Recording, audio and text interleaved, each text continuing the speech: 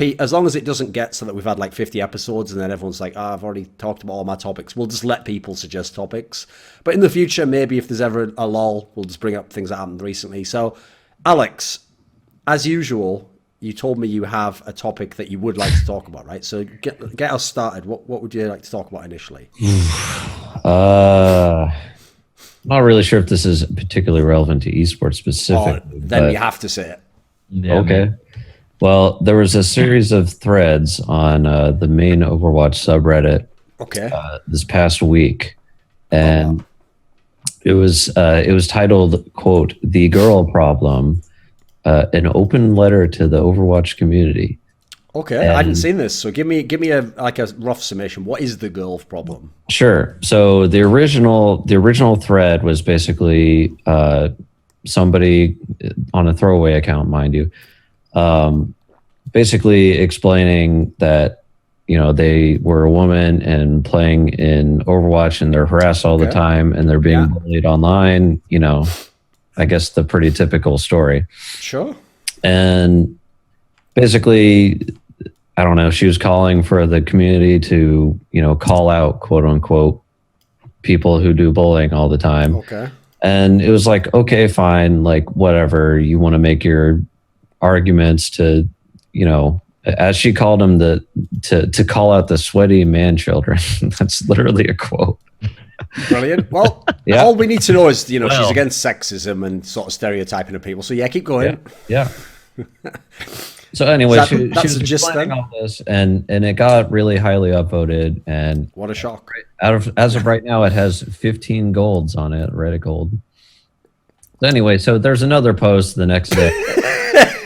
I just like the fact, right? Remember, bearing in mind the concept here is like, you know, I just want equality and everyone to treat me the same. Oh wow, a girl's made a post. Have gold, my lady. I present to you the gold of Reddit. Like 15 people doing that. Like, nobody, you can't even know if this is real or not because it's literally. It probably is. Come on, believe in it. You have to believe in it. Doesn't matter. I believe it already. I'm in. I'm all in. Anyway, the next day, there's another thread, but it was basically written as a response. Oh, no, it was written as a response, and it was a big long post. And is basically talking about the best way to combat bullying. So the best way isn't to, you know, berate them and call them sweaty man children and basically call them out. It's bully back bullies, yeah. Yeah, it's arguing, and it even quotes a scientific article where it says the best way to combat bullying is to try to understand them and try to get them, you know, convince them to come to your side and not be an asshole. Yeah. So, and that got highly upvoted, and that has 21 golds on it. Okay. So, and it's not on a throwaway account. I mean, I will just say at the top, I can't even believe people. Maybe it says something about the sort of person who follows Overwatch that they're still giving Reddit gold to people. Like, I thought that was a thing from like 3 years ago. You know, who the fuck does that now? Like, I love this post. I present gold. Like, it doesn't. It's worthless, isn't it? It's like, you as well PayPal the person $1. It's of more value than that. But kind of my point was the responses to this response were just complete cancer. It was just people strawmanning. They're literally making the argument. So you just you're just attacking this woman for not wanting to be harassed. And I was like, keep beating up that straw man. You're using a nuclear bomb. That's straw. Yeah, sure. Well, the main issue, unfortunately, is like that goes without saying, by the way. If someone is a woman and they make a point, you are not allowed to disagree with them, because if you disagree with them, you are hating women and attacking women, which just logically makes no sense, because you're not saying like, shut up, bitch, just because you're a woman, you're wrong. You're not saying that as your opinion. You're saying something like, you know, I disagree with your opinion, or, God forbid, I think this was a stupid opinion that had no merit. You know, again, that will be considered by some people because they're going too far the other way, trying to overcompensate. Like, oh, you're a misogynist. I actually have an idea on this one that I don't think anyone else has thought of, but I saw it, believe it or not, on all places of 4chan. Now, I didn't actually go on there myself. Someone just pasted this, like, and what happens is, this is actually a great point, because you know when people make a point, and it's not like you've never thought of it, but it's like, if someone was to say someone was doing a BBC nature documentary and it was David Attenborough talking, because you know when he talks, right, the reason why it's so good is because since you know like his pedigree and the fact that he's coming with like real data and stuff, when he starts telling you about, you know, the breeding pattern of a certain animal or whatever, that combined with the images has like a really like it's like a, you kind of accept whatever he's saying, and you think, yeah, that's plausible, you know, and you'll give it to like due time, you know. Whereas if you just read that without seeing any of the pictures, you'd go, does that ape do that? Or does this anteater do that, you know? Well, here's the thing. If you were to think on a similar level to that, someone made a post, and because it's 4chan, obviously they don't really give a fuck about like being polite or whatever, so it was posted in an aggressive manner. But the gist of it is actually a brilliant point about the online world.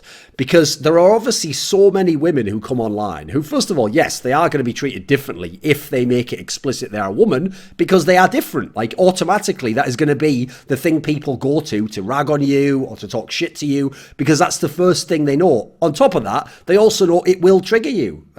Someone's job. But anyway, we'll continue. Right? This is back. So the point I was making anyway was this guy made a post where the gist of the post was, it said, there are no girls on the internet. And then it said, no, that doesn't mean literally there are no girls, but it means that on the internet you cannot be a girl. You are just another person. And so if you let us know you are a girl, then people aren't going to treat you in real life the way they would if you are a girl. Because if you are a girl and you are going around in real life, first of all, he didn't say this part, but I would add it, people will be polite to you anyway in a way they wouldn't to a man. But more importantly, you're going to meet a lot of people in real life who think you are attractive or would like to sleep with you. And so those people, I'm not this is where a girl would maybe not understand. They might think, what, the sort of person asking me on a date? No, there'll be people who are opening a door for you who wish they could go home and sleep with you, but they're not going to ever be in a position to talk to you and do that. So the point is, you sort of get a natural buff in real life from being a girl where the world just seems nicer to you.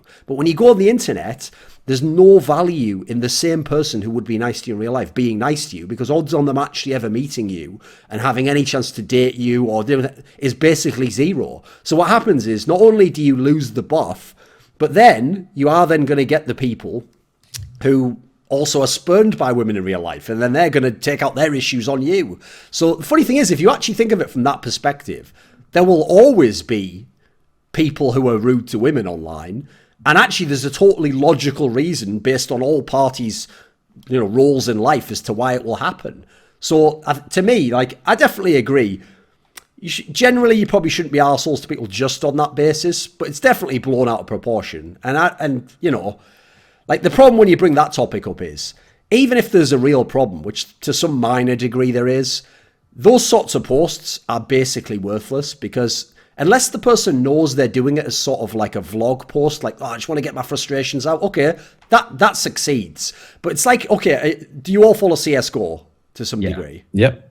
Right, so on the CSGO Reddit, you will always get these threads where it'll be like, guys, please don't play a bomb site as an anchor and not communicate with people. And it's like, okay, that's a great point. But A, you're not getting that message to any of the people you will ever play with, because they're not reading this post. And therefore, it is completely worthless as a post. And B, anyone who does that is not going to be self-aware enough to go, fuck, I'll do that. Well, I'll change my behaviour now and be reasonable. So the post itself only has merit in terms of you getting, everyone who gets annoyed at that getting to sort of vent a bit. It's not really going to change the world, is it? Like, no one's going to see that post. So it's unfortunately that kind of a concept, like even the woman's premise there, Alex, of like, we should call out people who abuse women. How would I do that then? Right, so I was just in a game now of Overwatch, and someone said, like, bitch, you can't play Farah. So what do? I go make a Reddit thread, right? Danny Dick Balls 257, we're calling him out. He said that about Farah. Like, where would we call these people out? Just like, call again, them. It's not a village, you know. It's not some like fucking 17 people play Overwatch.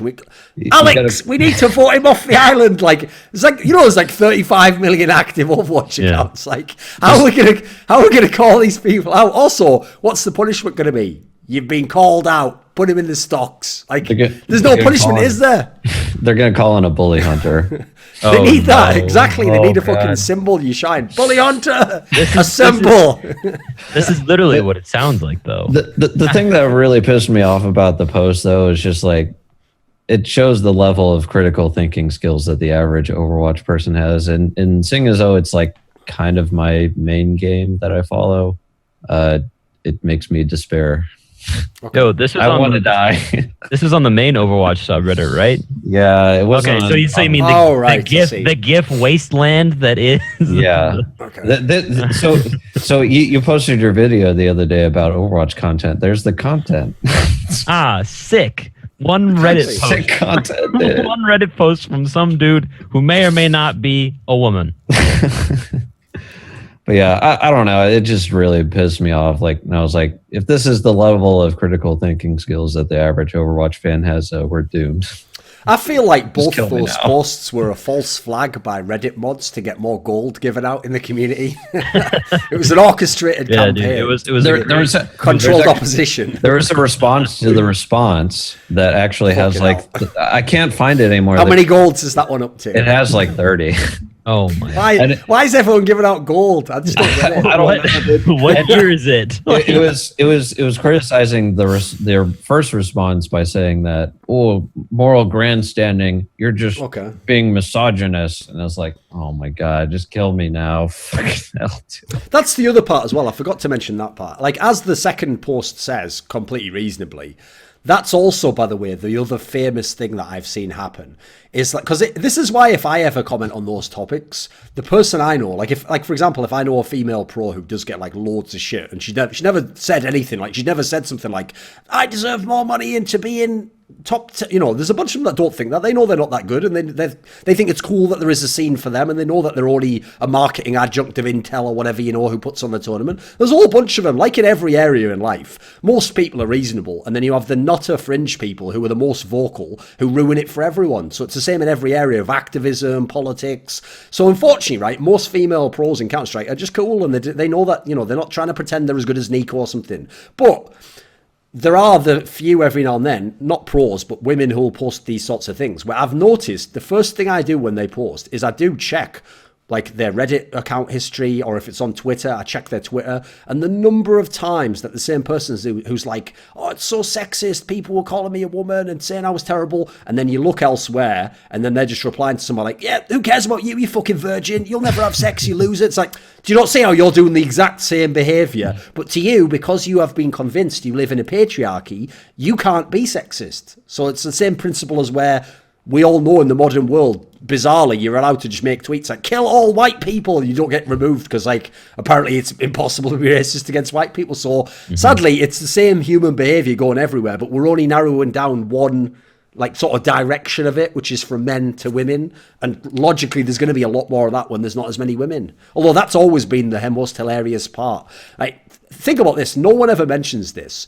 So, every one of those bullshit articles that has stats about women, it's usually done this way when someone does an article that's like, why aren't there more women pros, or why aren't there more women commentators?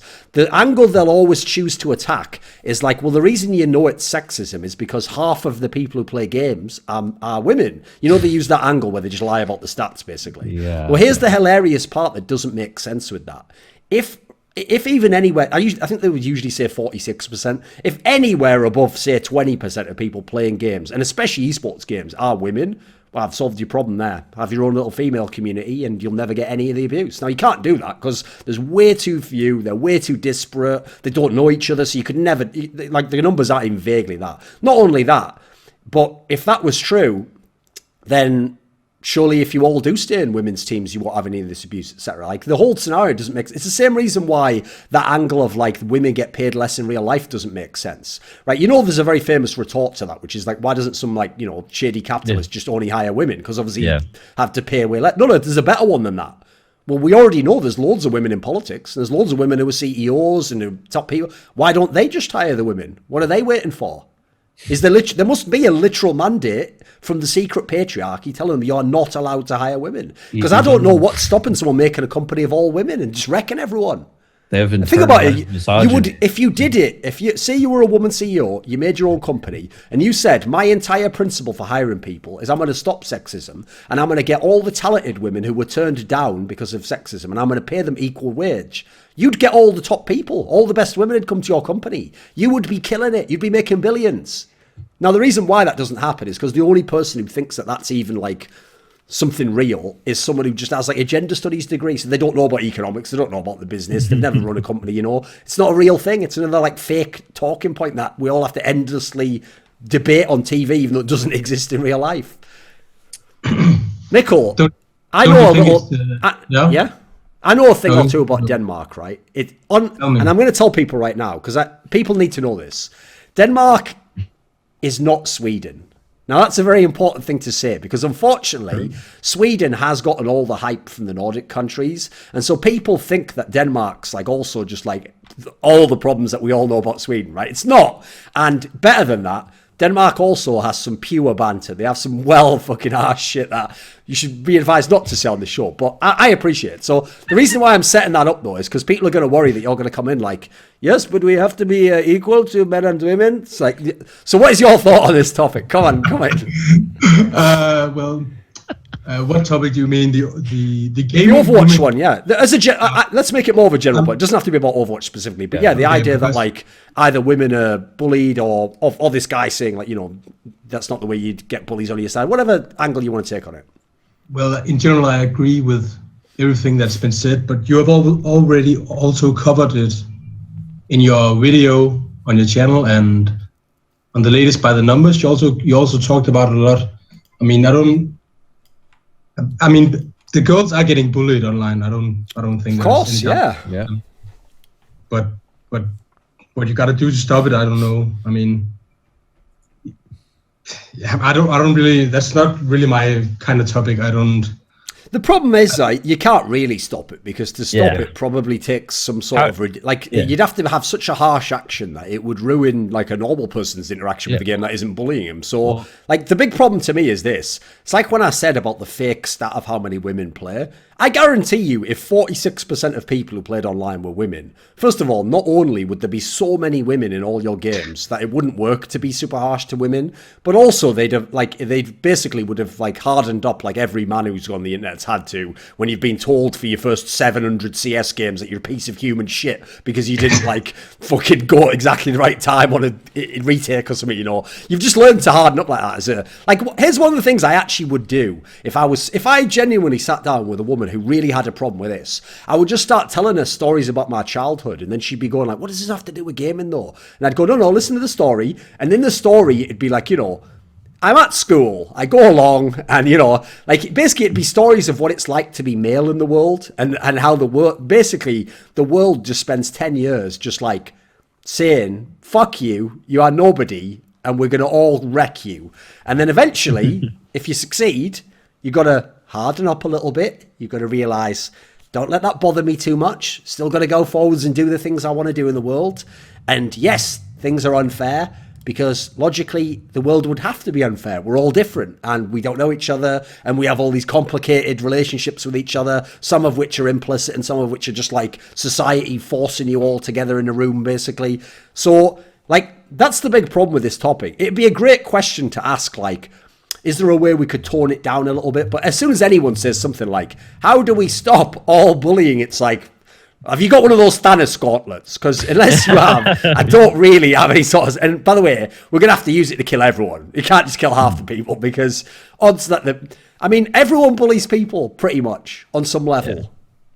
How do you stop human beings from being dickheads? Good question. How do you stop human beings? Sadly, though, you've actually touched on something that's good there with the thing where you said the response, Alex, where when the guy gave a very reasonable response, which is like, well, you know, you've got to win people over. You can't, like, first of all, if you notice, that's never the line of action anyone's going for. Their action is, how do we banish these people forever? They don't want to rehabilitate them. So immediately, I'm already suspicious there because you can't kick out like half the community. You got to get some of them to be more reasonable. You got to get some of them to stop, and then hopefully the ones that do it in a really extreme fashion, they are to some degree pariahs, or everyone just knows that's the arsehole in the game, isn't it? In the same way as if someone's flaming without gender is a concept, everyone thinks what an arsehole, hope we do queue with him again. But then the other factor as well for me, this is the other part that doesn't really make sense, is that whenever you talk about the idea you're going to stop the behavior entirely, like what sort of naive person would think that's possible with millions of people playing a game? It's just not, is it?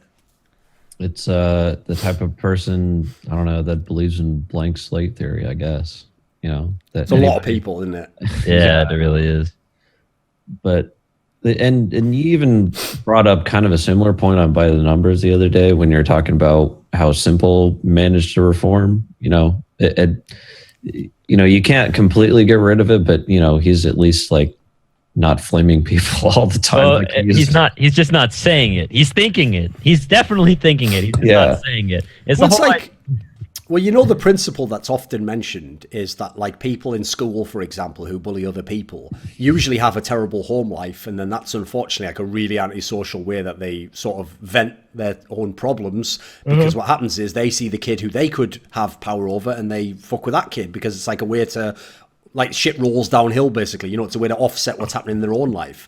Well, obviously, think about it logically. If you were a teacher, for example, and you saw that happening, and your course of action was to tell that kid, like, don't you ever fucking do that again. If you do that, like, especially if you were really harsh, so in a way, your treatment of them was like mild bullying, that's only going to exacerbate the entire problem and make that kid way worse. Like, you're probably going to make him a way worse person who's even more... So your best chance really is, on some level, to win them over. Now, obviously, I wouldn't go as ridiculous as to suggest that that kid is going to now become friends with the kid he was bullying. No, that is like an outrageously ludicrous scenario. But odds are, the person who's actually bullying people probably needs someone who they can talk to, or someone who's responsible, who can, like, be like, what's going on with your home life? Is everything okay? And in sort of letting them let off some of the steam that way, that naturally would probably fix the problem, which, as far as I know, is what has happened in some of the situations we're talking about. Like, the people I know who have been, like, to some degree reformed from antisocial behavior, it tends to be like that. What happens is they meet someone who can understand them on some degree, or tells them, like, oh, listen, I actually understand these situations. I don't think it's as fucked up as other people do, but here's how they're seeing it. They're only seeing this aspect, like, they don't know what happened to you in this team, or that someone was really unfair to you. So when you lashed out publicly, all they saw was someone who they thought was just a normal player being horrible to his teammates. If you explain these things, that's actually how you get through to everyone. In fact, generally, that's my principle for solving most issues, is that most issues, it's not even miscommunication. It's like there wasn't communication in the first place. Like, no one ever really got to know who the person is who's talking, where they're coming from, what they really mean by what they said is a pretty good one, It's so easy to take what someone says and just hear what you want to hear and then don't ask for clarification. If you don't ask for clarification, you might take a really extreme view and be like, fuck this guy. Whereas if you actually heard what the guy had said, it might be saying something different. I mean, a great example at the moment would be that whole furore about where Kanye West said that slavery was a choice. Did anyone hear this? Yeah. Yes. Did you hear this, Mikkel? Yeah, I saw it and heard it. So here's what's great about this, right? This is a perfect example of if someone just wants to hear something that they think is horrible, and then they won't let you clarify it at all. Because the actual statement Kanye West made doesn't make sense in the context anyone then used it. Because what he said was, he said something like, slavery's lasted 400 years. That sounds like a choice to me. Now, every headline said, Kanye West says slavery is a choice. Now, that's not what he said. He just said, it's lasted 400 years. Now, here's the part that immediately set off an alarm bell to me, but apparently no one else in America. Right, off the top of your head, Gman, off the top of your head, when was America founded?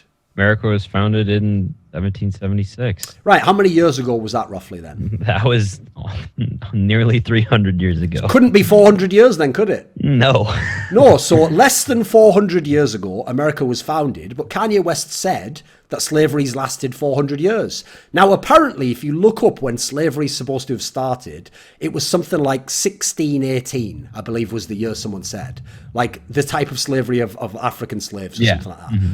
Now, the reason why that's interesting is because that would make 400 years 2018. Mm-hmm.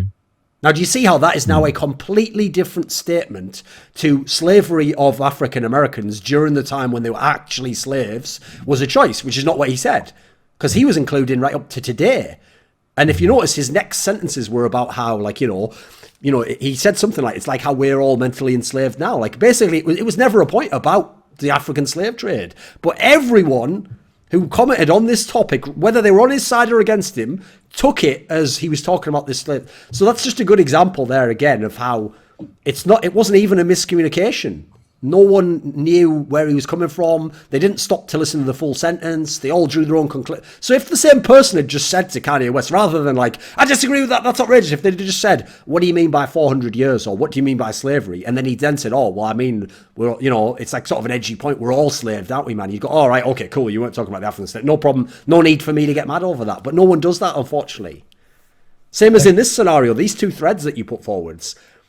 Those sorts of threads would be an amazing discussion. Like if you had 10 people who were all reasonable people, and you all know from the background, right? None of us are misogynists or racists or whatever. Let's all have a real discussion about. You could probably get an awesome discussion out of that. But if it's just people who all want to be right and all want them to be right, and the other person who has a different opinion to be wrong, it's going to be the worst thread ever. It's going to be an absolute shitfest of no interest in discussion whatsoever, and everyone just trying to paint everyone else as some sort of extremist. So it's not going to be good, and I'm not really surprised that that's like an Overwatch-related theme. Sadly, the thing is, though, we go too far the other way in other games. Like, for example, obviously, CSGO is the best game for not putting up with that shit. But then in CSGO, people go too far the other way. Because, for example, people will always claim in CSGO, oh, actually, all women pros are treated exactly the same and never get any abuse. Like, come on, mate. Obviously, they do. Half of you are in this thread right now. We're just banging on about how shit they are 24/7. And not just as in, you know, they're shit. But, like, of course they're shit. They're women, aren't they? It's like, that is explicitly sexist the way you phrased it, isn't it, you idiot? Like,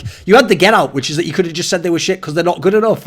You've actually got I don't know if you know that. That's a get out of jail free card. As soon as you mention it's because they're women, you have now become part of the problem, you idiot. Yeah. Yep. Right, Mikkel, come on then. Since that wasn't your topic, what would you like to talk about, mate? You must have something good. Something esports related, I guess. Yeah. I prefer those topics myself. But Alex likes to start edgy. Yeah. Obviously, you know, he used to donate to Destiny, but then he probably had a falling out, so he's trying to turn this into the new Destiny show or something. I don't know. Come on then. Okay.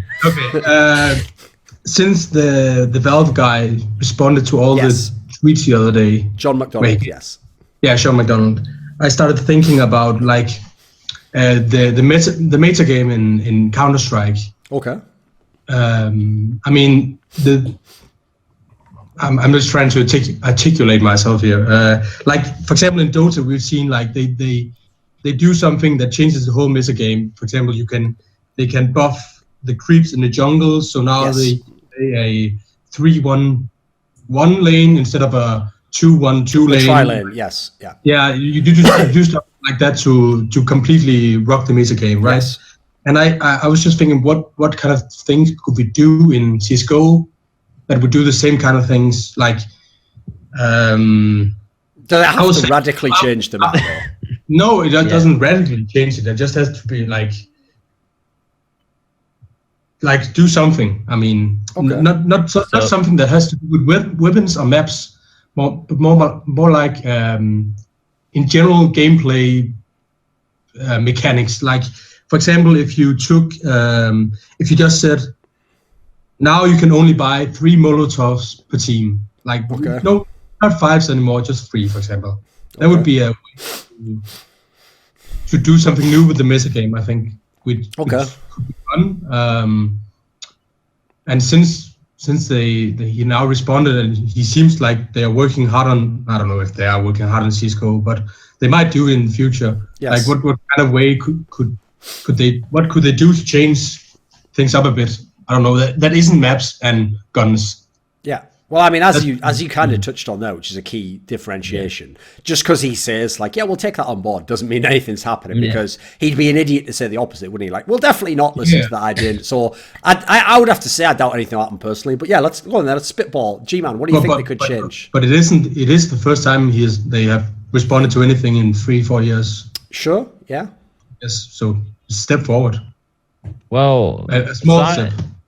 Yeah, it's a small step forward. Well, besides maps and guns, which is the thing they've always done, which either fucks everything up, like we saw with that damn revolver, or makes everyone mad and adds a map to the rotation that no one plays. The biggest thing would probably have to be either how the equipment is balanced, like Mikkel was already saying, or how kind of the economy works, changing the prices of weapons, so affecting the timings and how early either T side or CT side would be getting good guns and have a full gun round as opposed to just pistols. changing around perhaps how armor works or how expensive armor is. Mostly, the major changes would have to come through the economy, I think, because besides guns and maps, that's really the biggest thing that you can change, and equipment restrictions. A couple of other ideas could be like changing movement speed, changing spawns for either side, because that could completely change the meta for some maps just because the timings are different. Changing the amount of grenades you can hold at once, like if you could have only one flash instead of two, or two smokes, that would be cancer, but you get the idea. That would be terrible. What about reworking the smoke, maybe make it less powerful? Yeah, I mean the smokes are already like super powerful right now, right? So you could lower the duration. You could make the plume smaller. So the thing is, if I had to pick something, since you explicitly said like not weapons related, because weapons is the obvious, easiest way to make like the pistols, please. Some sort of a big change. Because I mean, for anyone who didn't play past versions, that already happened. Like CS:GO is radically different in terms of every aspect of the meta because of all those million guns that you can use, even the SMGs. Like the amount of times you could buy, because this is the part, unfortunately, that will mean that like gun balance will never be good at the pro level. It'll always be at best like just okay. Like, to me, if I don't even aspire for it to be good, because you'd almost have to kill the combat casual game to make it this way.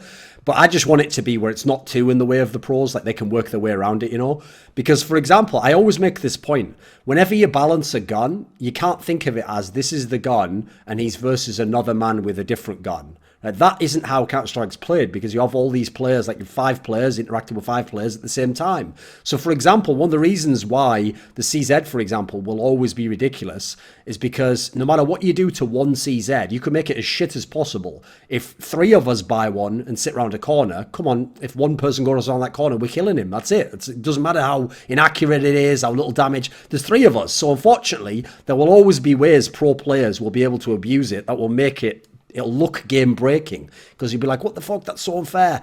So similarly, like SMGs, for example, can never be balanced, because here's the problem. It's not about what if an SMG goes against an M4A4. Yeah, the M4A4 would kill it. But the problem is, what if I buy 2 SMGs and the other 3 people on my team have AKs? Now the SMG might not even be the one fighting the M4. Now it just has to have suppressing fire. Just has to like be ready to pick up that. There's all these like interactions that are impossible to account for. I don't even blame Valve. I don't even know how you would fix that with as long as the guns are in the game. But I would say in terms of mechanics, I think a fun one to add that I don't know why it's not in CS:GO actually is actually I can guess when now I think about it, is that one that we had in 1.6 where if you tapped control, it used to make your head do a tiny little pop-up. And the way it was used was just if you stood behind a box. So if you're behind a box that you can't see over, like an AWP spot. So the most famous example of this was that on the old Aztec in 1.6, where you would both go to those boxes at the bridge room, the 2 AWPers. You both step out, you try to AWP the other guy. Well, famously, if you just tapped control, your head would sort of peek over the box and you could see the guy over the box. And so it was really useful in like clutch situations. You would tap it to look if someone's behind this box as you're running around. You would do it it allowed you to hold certain angles as a CT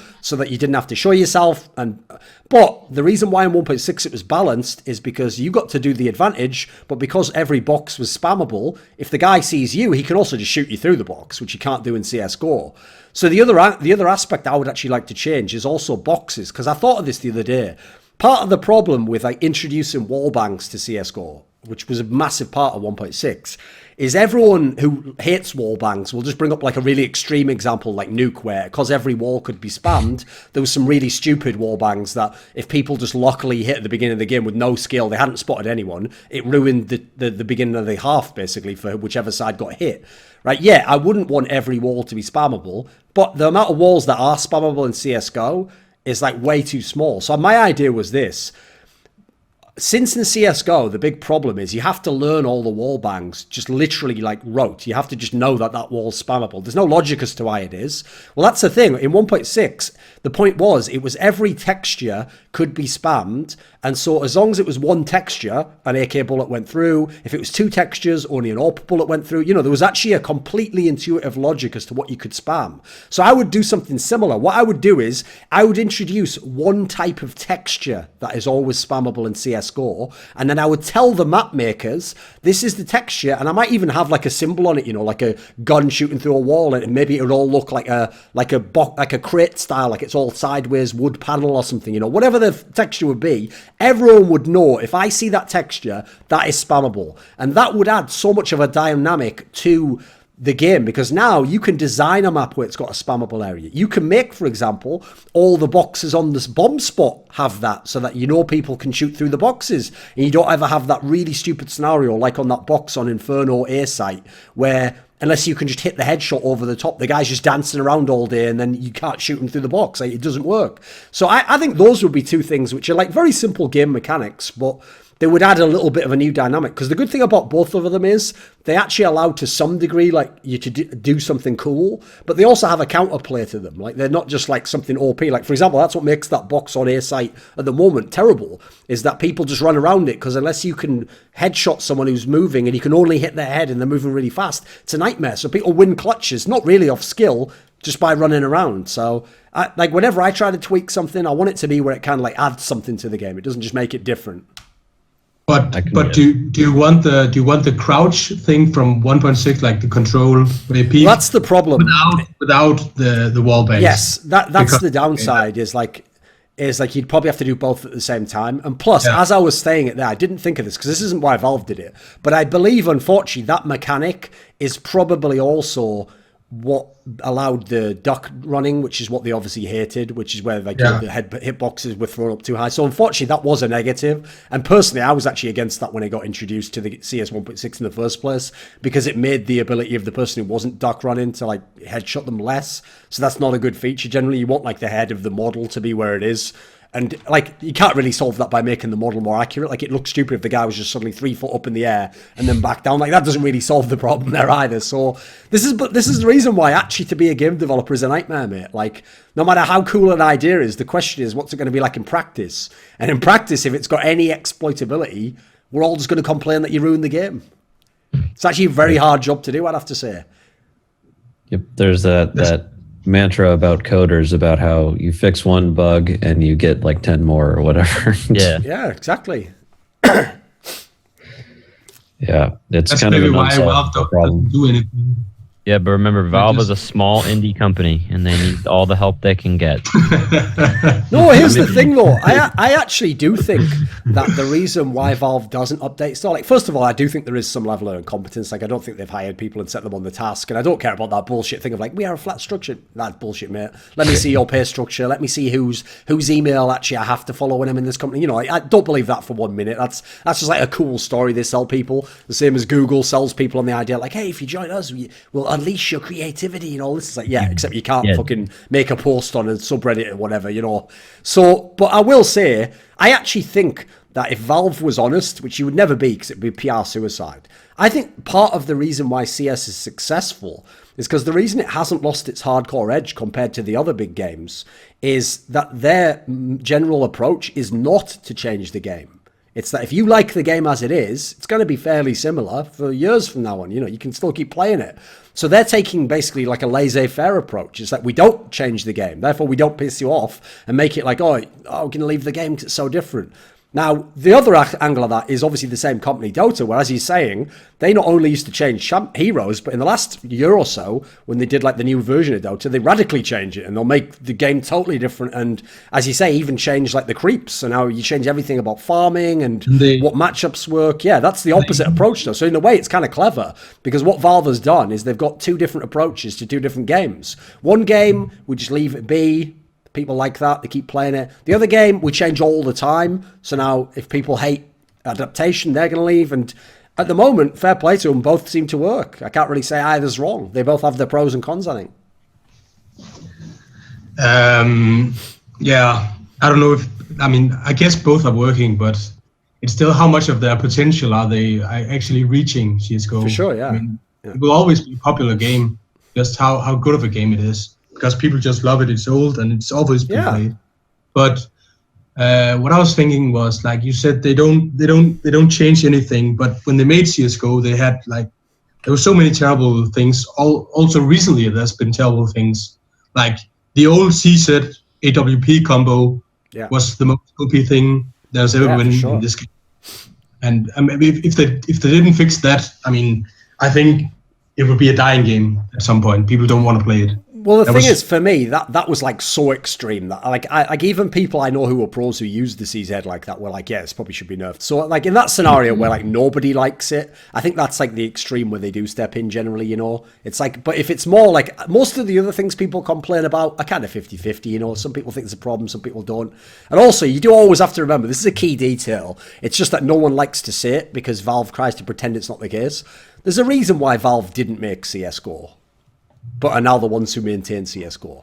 What Valve did was, they just sourced out, no pun obviously, they just paid another company, Hidden Path Entertainment, to make CSGO. And it's so obvious to me that it was just a cynical cash-in on the franchise of CS that will get someone to make a new CS. What will happen is everyone will buy it because it's on Steam. Everyone will own it. You know, whether people play it or not, who knows? At the time, remember, to them, esports wasn't big. They didn't know fuck all about 1.6. They thought esports is a small thing. They didn't know it was going to blow up and become a huge thing. So they only got super involved, to my money, as it got bigger and bigger and became a massive game. And they were like, fucking hell, we've got a massive game here. So if they'd have actually cared about CS, they'd have made CS themselves, but they didn't. So to me, the reason why they had to change it at the beginning is because what happened is they let someone else make basically a shit version of Counter-Strike. So they had to tweak it a bit in accordance with it getting big. Otherwise, I think it would have just died on its ass. Like the CS score for the first year was pretty terrible. I don't think that game would have survived. I don't think Valve has made any of the CS games, have they? They made Source. Yeah, I got them give credit, mate. They made CS Source. Well, the worst. They made the worst of the Counter-Strikes. I thought Turtle Rock. I believe they came along later on in like 2008 and did the key patch that fixed it or something. I mean, that's hilarious, by the way. That's the one game Valve did make, and then it took a different company, as far as I know, to fix it and make it a decent game. I believe was the case. Didn't they make Zero? Yeah, but Condition Zero is basically just 1.6 with like a couple of changes. It wasn't really a different version. It was the same engine, even, you know. Yeah. You could even run the demos in 1.6 if you had the right models. So Condition Zero had a single player. I remember playing that game that was the point of it. Yeah, was to have like a single player aspect, like you said. It had like a rocket launcher. It was so stupid. Yeah, well, it was obviously just a cash in as well. You know, it makes sense to do that. Like, you have to realize a small thing like that, where you just hire another company on a small level, it doesn't cost you that much to do it. You know, from the name alone, you're going to make the money back and probably make more. Just they could have never known. Like, this is one of the problems with trying to look back in history on Valve. Is like, no one knew that CS was going to get massive. Like, people always like to talk. Like, here's the weird thing: in the early days of CS:GO, anyone who wasn't around, fans used to talk so much shit on the 1.6 pros that came to CSGO because all of them in the early days were like, oh, this game fucking sucks, let's never switch to it. Because they didn't switch because it was a good game. They switched because 1.6 was just literally like had the life support pulled on it. So then they had to switch. And then for the first year, it was really fucking bad. You used to go to a LAN, you used to have to like beat ninjas in pajamas and then you win $7,000. So it's like, well, this can't be a pro scene like this, you know, and we're all making, you know, $300 salary. Like, you can't have a pro scene like that. So no one, including pro players, including the community, including that, no one knew it was going to get to be such a huge game. So what's happened is, as it has like sort of become its own phenomenon again, everyone's had to scramble and figure out what the fuck we're doing. And even worse, like everyone in life does, when you have something in your past that was like weird, you just tell yourself a story about why it happened, and then eventually you've told yourself the story enough that you believe it, and you start telling people, nah, see, when I was a kid, I didn't really like sort of try in school that much because I knew that, you know, school's kind of for bullshit, and I was going to be an independent thinker. It's like, no, you didn't. You just couldn't be asked, could you? You're just a lazy little fuck. You couldn't be bothered doing your homework. You were too busy playing Metal Gear Solid. Not talking about anyone in particular or anything there, you know. Just came up with any sort of game reference there from roughly my age group when I was like old. Right, let's do one more topic, then we'll cycle someone else in. So give me a topic, come on. Gman, you haven't played this one yet. All right, give us some bullshit. All right, this is another CS:GO topic, but it's more so related to what's next for either players or teams in the pro scene. So I think the biggest one, I think for me, is what is next for our man Simple. Where does he go from here? Because it's looking pretty bleak for for the best player in the world right now. Here's the thing, though. Here's the weird thing. This is what I'm actually starting to turn on this one, because the problem is, like, I've noticed in life, this actually happens in games itself. It's the reason why analyzing a game isn't as easy as people think. Like, you can't just watch a game and then analyze it. To analyze it, you actually have to watch it in like it's a very annoying way to watch the game, actually. You have to like sort of like keep track of things like, fuck, like, let me see, did they win the force buyback again? Then you have to be like, right, okay, so they only got 70 rounds, but like how many of those did they have a full buy on? And then how many did they hit this one side? To actually do like the kind of analysis like Yanko does is actually really hard. It's not fun to watch the game doing that. It's work. And so the point I'm getting to is, when you just watch the game for fun, it's like in a movie. If there's a movie that has a couple of good scenes, you'll think, what a great movie that was. But was it actually a great movie? Like, if you watched every scene through and you rated it out of 10, you'd probably find actually some of these were just filler scenes, or this one here, like, you know, they were going for something but didn't quite succeed. Sadly, it's like that in games. And so not only do you remember a certain player doing something and you're like, what a hero, what a great round, and you think he had a great game, whereas maybe he had a shit game, but he just had one great round there. Unfortunately, basically, the big picture moment is what sticks with you, not the day-to-day moment. So the big problem is this. Because last year, so before Simple was even in like the seeming God mode he's in this year, yes, Na'Vi was so bad when Seas was the leader, which remember was most of the year. And then after the player break, when Zeus came back, he still was godlike, and they still had a lot of problems when Zeus first came along. And they didn't get Electronic, if you remember. His first LAN was, I think, DreamHack Winter at the end of the year, so end of November. So until the end of the year, when Electronic came, he didn't really have the help. So everyone remembers, right, it was just Simple hard carrying, and Na'Vi was shit. And then, obviously, the first, like, 2 tournaments, Electronic was, like, just okay at. So then you kind of felt like, oh, it's still the same thing. Now, it wasn't, because he was still okay. He was never bad. So already it wasn't quite that it was just Simple and 4 guys already. But, you know, it wasn't that far off Simple and 4 guys that in your brain you were sort of like, I can connect these 2 periods together and just judge it all as one. And then the problem is, this year, you had that one tournament, which was Star Series, where the format was so awesome that you played all those best of 3s. And because you played so many best of 3s, and at this one tournament, for the whole tournament, generally, yeah, no one was able to give Simple full support. Like, you know, Flamey had the odd game here, like others, like Electronic maybe had one map or something in like a key moment that was good. But yes, generally, again, it was sort of like Simple so good,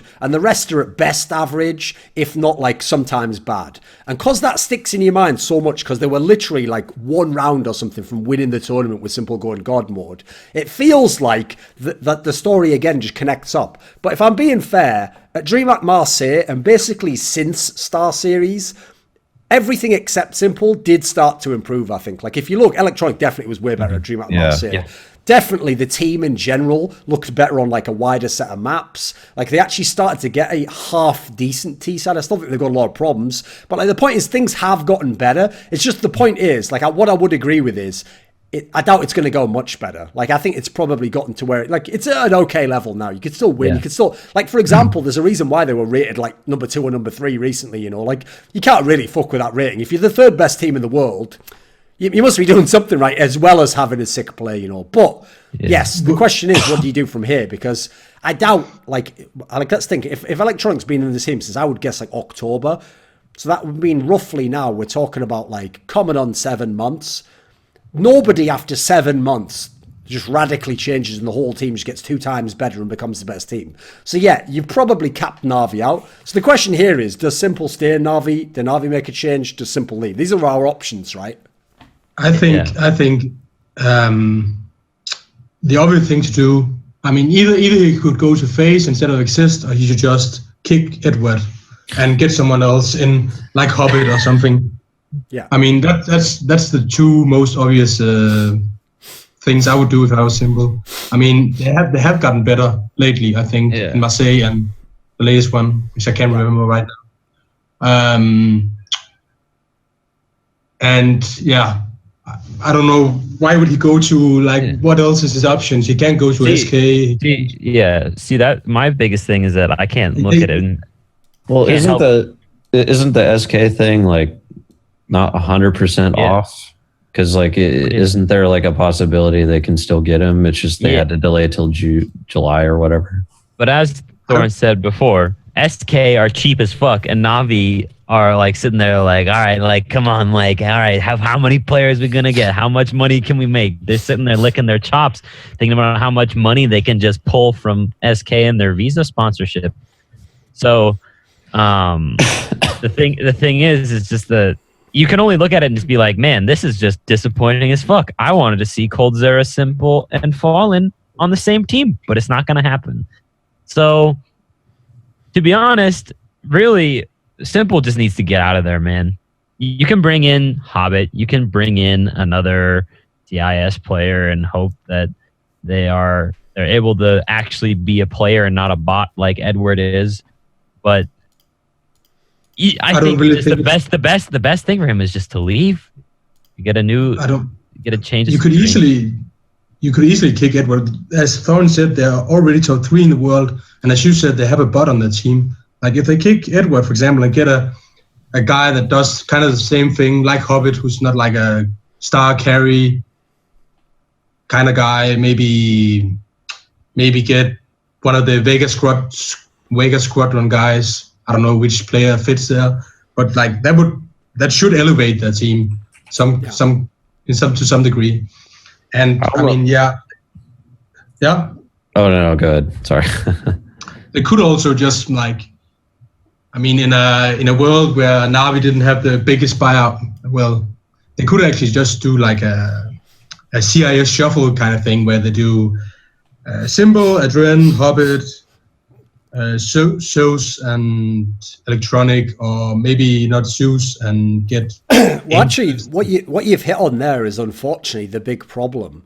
So this has happened in NA as well over the last like year and a half. It's just that people didn't notice because the one person who bucks this trend is the guy who's the owner of Team Liquid, which is that as contracts got more and more ridiculous in CS and as buyouts got more and more, half the teams want to make the moves that we all want to see. These teams want to get like some sick player into Cloud9 or get some like awesome player into Gambit. But the point is, the buyouts and how high salaries and stuff have gotten and like how ridiculous the people signing 2-year contracts is when they then have a mad buyout means that sometimes even if both parties, as in the team that they would join and the player, want to do the move, the orgs can't make the move happen because, for example, if it's like I said on By the Numbers, if I'm the Na'Vi org, say what you like about them, I wouldn't fucking sell Simple. Why would I? Why would I sell the one player on my team who's fucking amazing? Why would I want you to have that player so I can have a reasonable amount of money? No, I'll sell you him if I can have an unreasonable amount of money. Yeah, because guess what? That's the benefit I get to have an unreasonable amount of money. But what would it benefit me to sell him? Nothing. Like it's not it's not a business yet. And whereas if you just give me what's current market value, it's worth it. Especially as. Remember, the scene is so stupid that if I do like let's say I did a reasonable buyout for Simple, you can have him for 100,000. I'm not joking. There's players 10 times worse than Simple I won't be able to buy for the 100,000 and I need to get a player now. Well, I want a star player as well, don't I? Maybe I want to have a Dren in my team. But what if Gambit, who's a small org who doesn't have loads of money, at least until recently, what if they say, oh, well, for us to let a Dren go, same scenario, it would have to be 200,000, right? Well, now I'm 100,000 out because I gave you a deal on Simple. Like, this is why it's actually, unfortunately, it's not that business ruins everything, because obviously without the business, we wouldn't have this massive game where we're all fucking killing it. But it definitely makes it way trickier, and unfortunately, you can't really do a lot of what...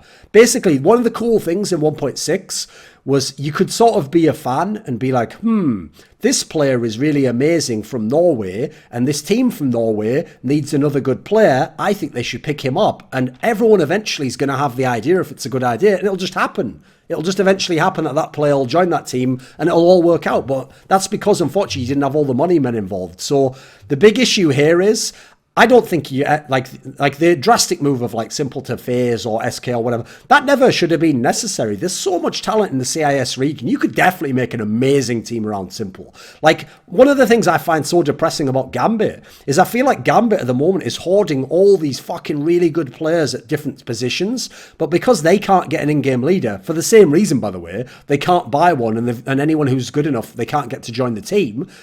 It's like you just wasted talent. You know, they've got all this talent locked up, and then another team's got a leader but not the right talent. So unfortunately at the moment in the CIS scene, it's really, really problematic scenario. And then you had to add in as well, every org except Na'Vi is a poor org, so they're all going to be super money hungry for anyone you sign from them. And then Na'Vi, unfortunately, is just already famously like super cheap on that level anyway. So that's why you notice there aren't really a lot of buyouts within that region. Like, I actually think the only reason Electronic got to Na'Vi is because if you look at the setup of when he came, that's like when, for flip side, now selling him is worth it, because him staying in your team doesn't make you win tournaments or get to big tournaments. Or, you know, you're getting nothing. At this point in time, all you can get from Electronic is market value now before his contract runs out. If you just let his contract run out, he leaves for nothing in, say, 6 months from then, and you never got to any tournaments anyway, and you weren't winning shit. So at this point, it is actually worth it in his case. In Na'Vi's case, yeah, I wouldn't sell my best player if I'm the third best team in the world. So unfortunately, I don't see a solution there at the moment. Like, the solution is we have to wait for some Gambit contracts to run out, or we have to wait for someone from, like you say, Vegas Squadron. They have to take a gamble on a younger player, because definitely CIS is a scene that's been way too far behind on that. Is like not taking gambles on young players who are unproven. Like, it seems like they did because they took Flaming and they took Simple, but actually they were already, if you looked at their level before they joined these teams, they were clearly like really talented players. But you've never really gotten like someone giving the equivalent of a Stewie 2K chance or a ROPS. You know, you don't have someone giving like a wild chance to someone who could change your team completely. And the reason why I say you didn't really notice that in NA is because, yeah, it's no joke. The Team Liquid guys were willing to pay ridiculous buyouts. Like, supposedly the buyout for JDM from CLG was like 6 figures. So I know it wasn't a great move, but guess what? What a fucking baller they are, that they will gamble and go for that move. Now, to do that, you have to have millions in investment like they do, but can happen, right? Yeah. I mean, in a way, I almost don't want Simple to like... Oh, I don't either, by the way. Stu wrote a column on this, and we think fairly similarly on certain topics. This is actually how I became friends with him in the first place. Yeah. When he was just some little StarCraft 2 nerd who was just wasting his time around about that game.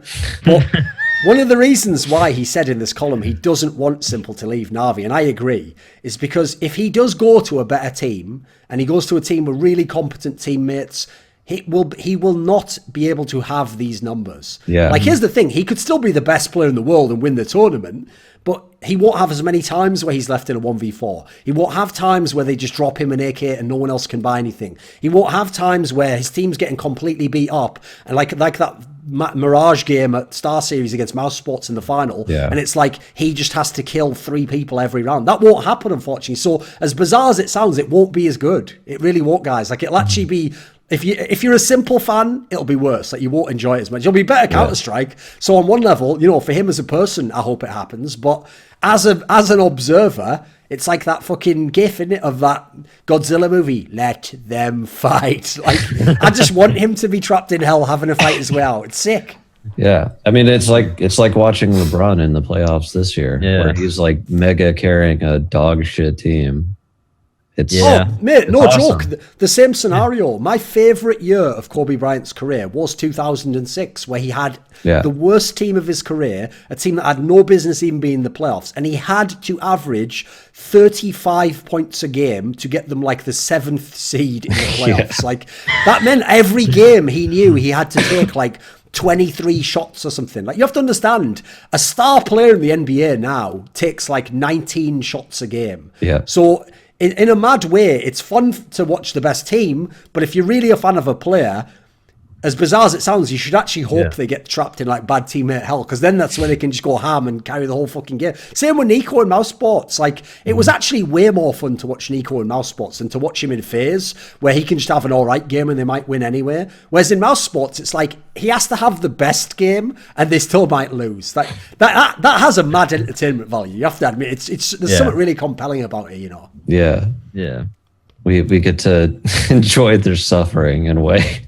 Well, it's because it does push them to a higher level as well. Because this is the sad thing about competition is unless you're like really the best player ever, you kind of can't make yourself try 100% of the time because no one can, you know. But it's like the equivalent of if you were in think about like MMA or something. The reason why there have been a lot of boring title fights is when you have like a stylistic mismatch. And so the champion knows, I can sort of do like a little bit in this fight and I'm going to win the fight by a decision. And it won't be a good fight, but you know what? I won't lose either. And I'll get to be the champion still and my career is awesome. Whereas... Is that you, Tyron Woodley?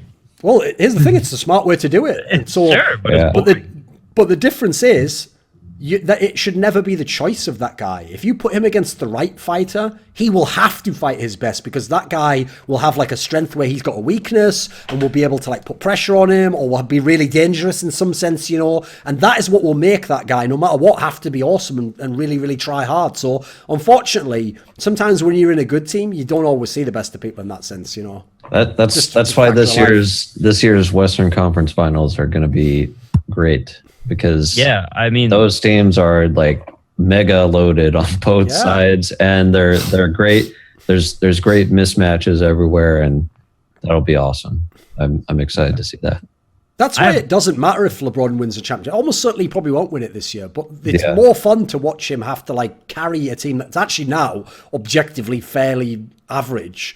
It's more fun to watch him have to like try to beat all these teams almost by himself, you know. Yeah.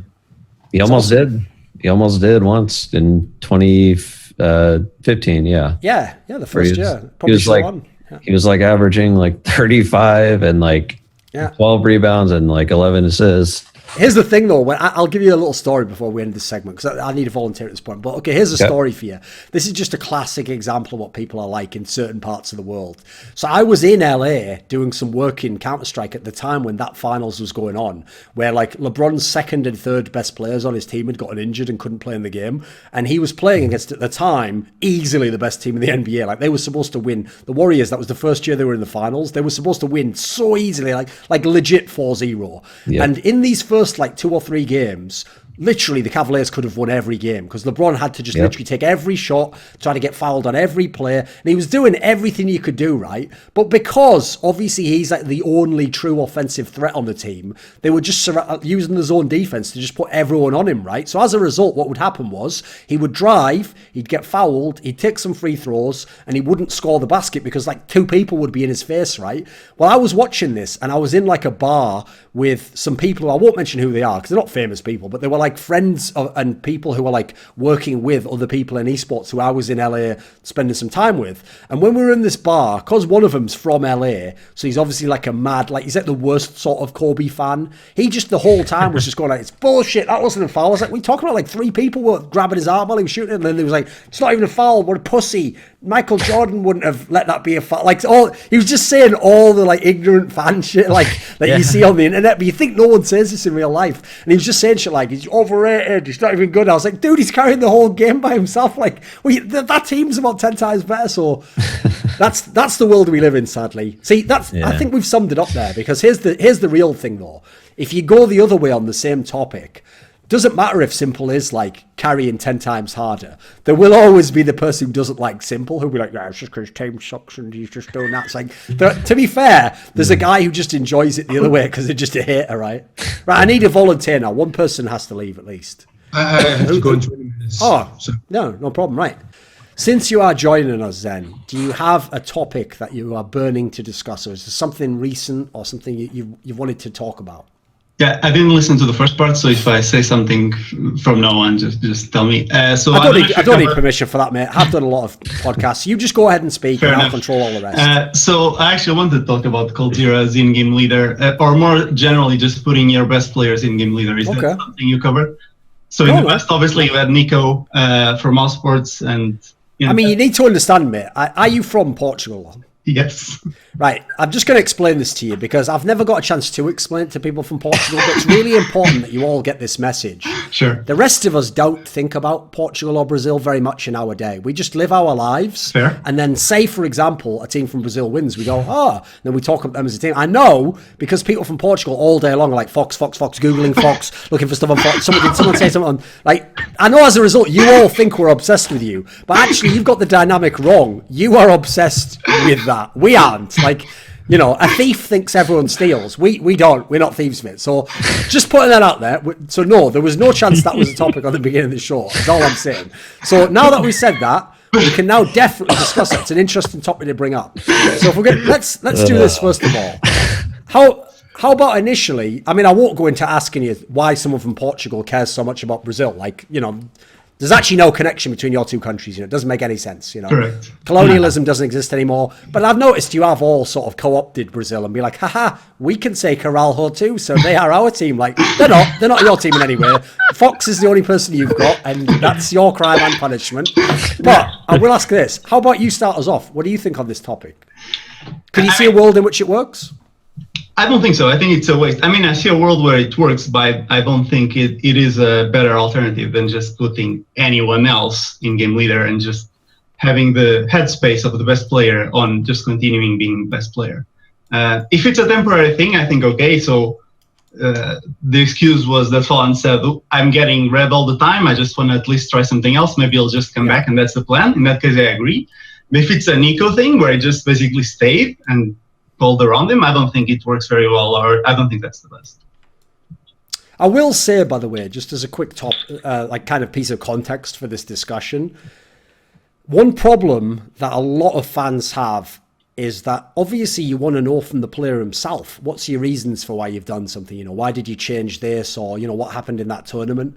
And the problem is, most of the times what the player says is his opinion, but that doesn't mean it's also the same as the actual thing that happened. You know, like a player can have a theory on, like I know so many pro players who their reasons as to why they think they were kicked from a team are like so far from why they were. You just think like, holy shit, you were just not on the same page with your teammates at all. So when Fallen says that line, it's such a weird line to me because I get why he'd say it. It's a really good sort of simple way that if people won't question what you say, to explain why you're changing game leader. Well, I'm being read all the time. Right, well, obviously we don't want our in-game leader to be easy to read, so if we change in-game leader, there'll be someone different, we'll get a fresh lock. The problem with that logic is it doesn't make any sense. Because, for example, like, why doesn't everyone read Glaive? Why can't everyone just tell what he's doing? I mean, he's been in-game leader for 2 years now, you know. What's stopping... I mean, when MSL plays, the reason North's bad isn't that everyone's watched his demos and reads his game. What about God B? The guy's been a leader for like 10 years. How come people don't know how he plays? Everyone knows how everyone plays, roughly. It's like the NFL. People know the defense knows the playbook of the other team. Literally. The point is you can't stop some of it, and then they have little fakes that they add in that make, you know, a little wrinkle here. A guy runs the route slightly differently. That has always been the game within the game, is that we both know what we're trying to do and what we want to do, but can I still fake you out? Can I still execute certain moves? This is one of the most stupid aspects of people thinking anti-striking is like the end of the game.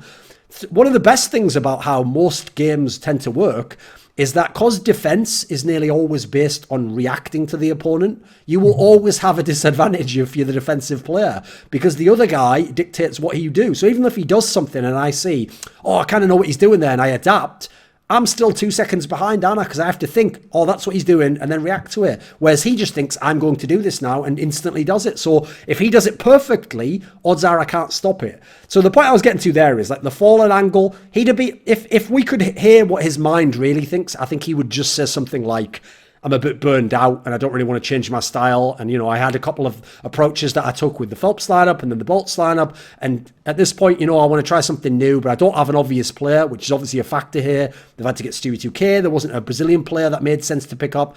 So he's in a situation where I don't blame him. There's not really any good options at this point in time. Now, I would say if you're the best leader of all time, I don't know why one of your choices at this point in like a pick your own adventure would be stop being in-game leader. That is a bit weird, but if it's true, what they always used to hype in interviews, which I always thought was a bit oversold, that like, oh, coldzera was also making 40% of the calls. Okay, if that's true, then let's give him a go. By the way, this is what actually tends to happen, is that what you eventually have is usually the guys who are players who become in-game leaders, and you're like, what? Where did that come from? That tends to be the secondary caller. So it'll be a Dren. It will be, in the past, it was actually Fiflaren and Nip for a very brief period of time. It will be coldzera in this team. It will be NBK in his teams. And what happens is, because those guys get to secondary call, they get well out of pocket and they start thinking, I could fucking call the game. Because what they do is, they do what every fan does when they listen to me, which is when I say something that's smart, they go, yeah, I already knew that. And then when I say something they disagree with, they go, that's wrong. And so in their mind, they go, see, so I have all of his good points. I've got all that right. And then I have this one extra point he didn't get. So I had 11 good points and he had 10. And it's like, well, no, mate, you wouldn't have made 9 of those points if you'd have been the one making the comments, you know. So along the same lines, the flaw of the secondary leader, the secondary caller, is when it's working, he ain't saying shit. He's sitting back going, yep, I agree with this, yep. And then the one time he spots a hole or he sees like, oh, the defense is doing something differently, and he says the call, maybe we should switch up and do that, and it works, he goes, yeah, see, I could fucking do that guy's job. Now, what you tend to find with some of the examples I just gave is when that guy becomes the in-game leader, he starts going, fucking hell, it's hard coming up with the first 9 things that worked, isn't it? It's actually a really hard job, isn't it, mate? Hence, if you are NBK, if you are a Dren, you go, you know what? I'd prefer to go back to not getting all the shit for things going wrong and just being universally loved as a good player. So, yeah, along those lines, the big problem here is, there's only 2 options for coldzera. Either he stays just as sick as he was as a player and he will be a mediocre in-game leader, or he fully commits to being the in-game leader, in which case, kiss goodbye to ever having the MVP be coldzera again, because it won't happen. Because unfortunately, the worst part about being an in-game leader, especially in like the current day, is because of like the coaching changes where the coach can't talk all the time, and the fact that teams travel to events so much and they don't have very much downtime to practice. The in-game leader has a massive amount of responsibility in the game. It's so much that it's ridiculous. And so unfortunately what happens is, it doesn't matter who you are. You can be Shocks, you can be a Dren, you can be all these good players.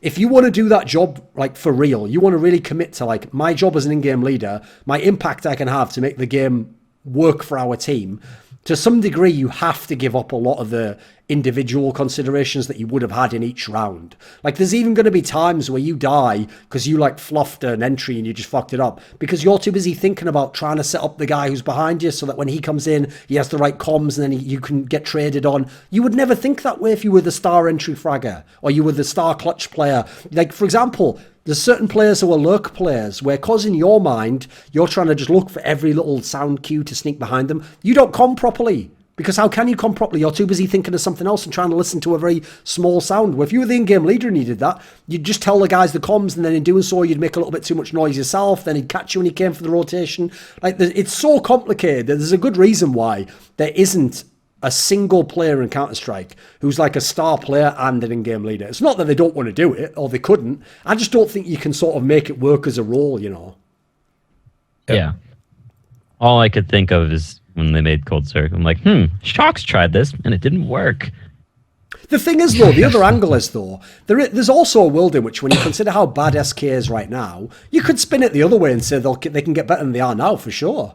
Like, I mean, let's say coldzera just becomes an okay player, but a really good in-game leader. Well, listen, if you totally unleash Fallen and tell him he like Star HawpT, and Fur's already a fucking monster anyway, Stewie2K is obviously a good player and could play a pretty loose style, I could see a world in which you don't need coldzera to be the star player. You probably won't be as good as the old SKs, but you could still be a team challenging for tournaments, I reckon. Yeah, but why would you do that when you have one of the best in-game leaders ever? It's literally just like, all right, Fallen, like, when you done being a bitch, like, when are you going to realize, like, I'm the in-game leader. I should be in-game leading. It's like, when are you going to get over the mental block here? Well, that's the thing. Maybe he needs a break, in which case, fine. That's one of the downsides of our game, isn't it? We don't really have an off-season, so people... Nope. That's one of the reasons why, unfortunately, I'll give you an example. Like, Kenny S is probably the best example. This is someone where if he'd just taken 3 months off the game at any point in his career, he'd probably come back like totally revitalized, be ready to put in the hours. But because he can't, and ever since he's like 15, he's just had to play every day, all day, yeah, he will just, as a top pro, just put in the minimum hours and just be like, you know what, for a while I'm going to shoot people, but I can't do much more than that. And you either accept that because you need me in your team, or you'll have to kick me, and that's just the choice you have, unfortunately. It's a very imperfect scenario. Yeah, I feel like the whole situation could work, like you said, with that he was already secondary calling anyway, and if it works, then great. I almost wonder, what does SK do in general with their roster? Because don't they own like the rights to the former Immortals players like Henny and Lucas, right? No, you've got it the wrong way around. What happens is SK the org has got the players who are in NTC. They've just signed them, so that's not Henny Lucas. They left that team. It's like KMG, FNX. But the reason they have those players is because the current SK is going to Immortals in like, I think it's a month or 2 months, right? Right. So what will happen is the teams will just swap. Now the problem there is that's part of why they're also in a contract bind. Because do I want to sign a big name player and a big risk when I'm leaving the org anyway? And so, like, how does that make it more complicated when I then do a deal with Immortals for this player that didn't sign with Immortals but signed for the other team? What happens with that? Like, that's complicated. So I do think that part of the other reason why A, they got Stewie 2K, and B, they're trying this really crazy move is because it's kind of like a Hail Mary at the end. And when we go to Immortals, we can reset everything. Like, when we go to Immortals, we can start all over. Now we can fresh contracts. Now we know who we can sign. Now we know who we don't sign. Now we know who's under contract.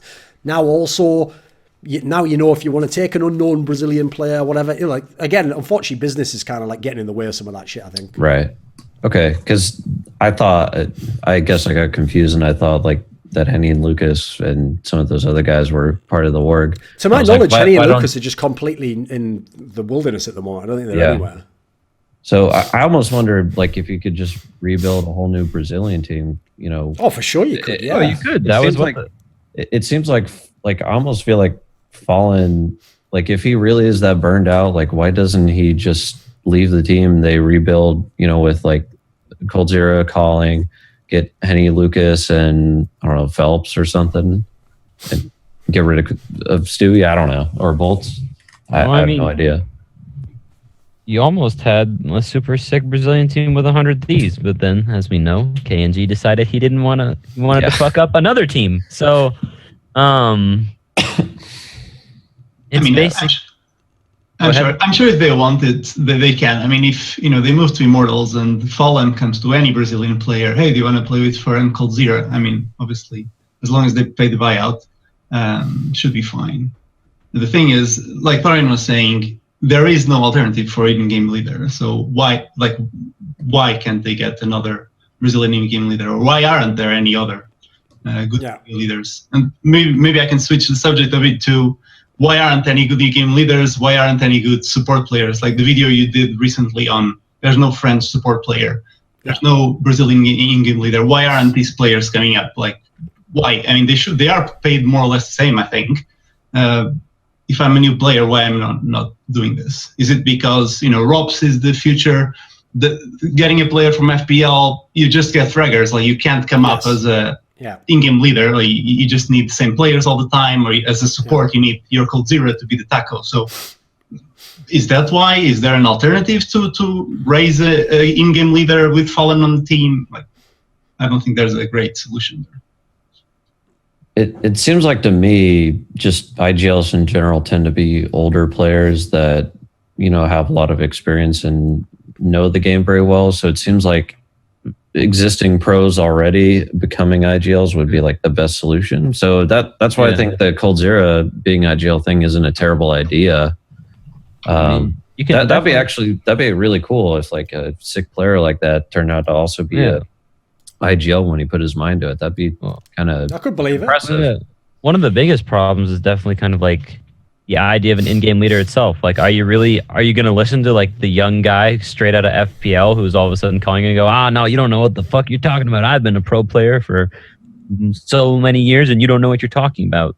So it's already hard for them to get respect. That's why the nifties of the world they're so hard to come by.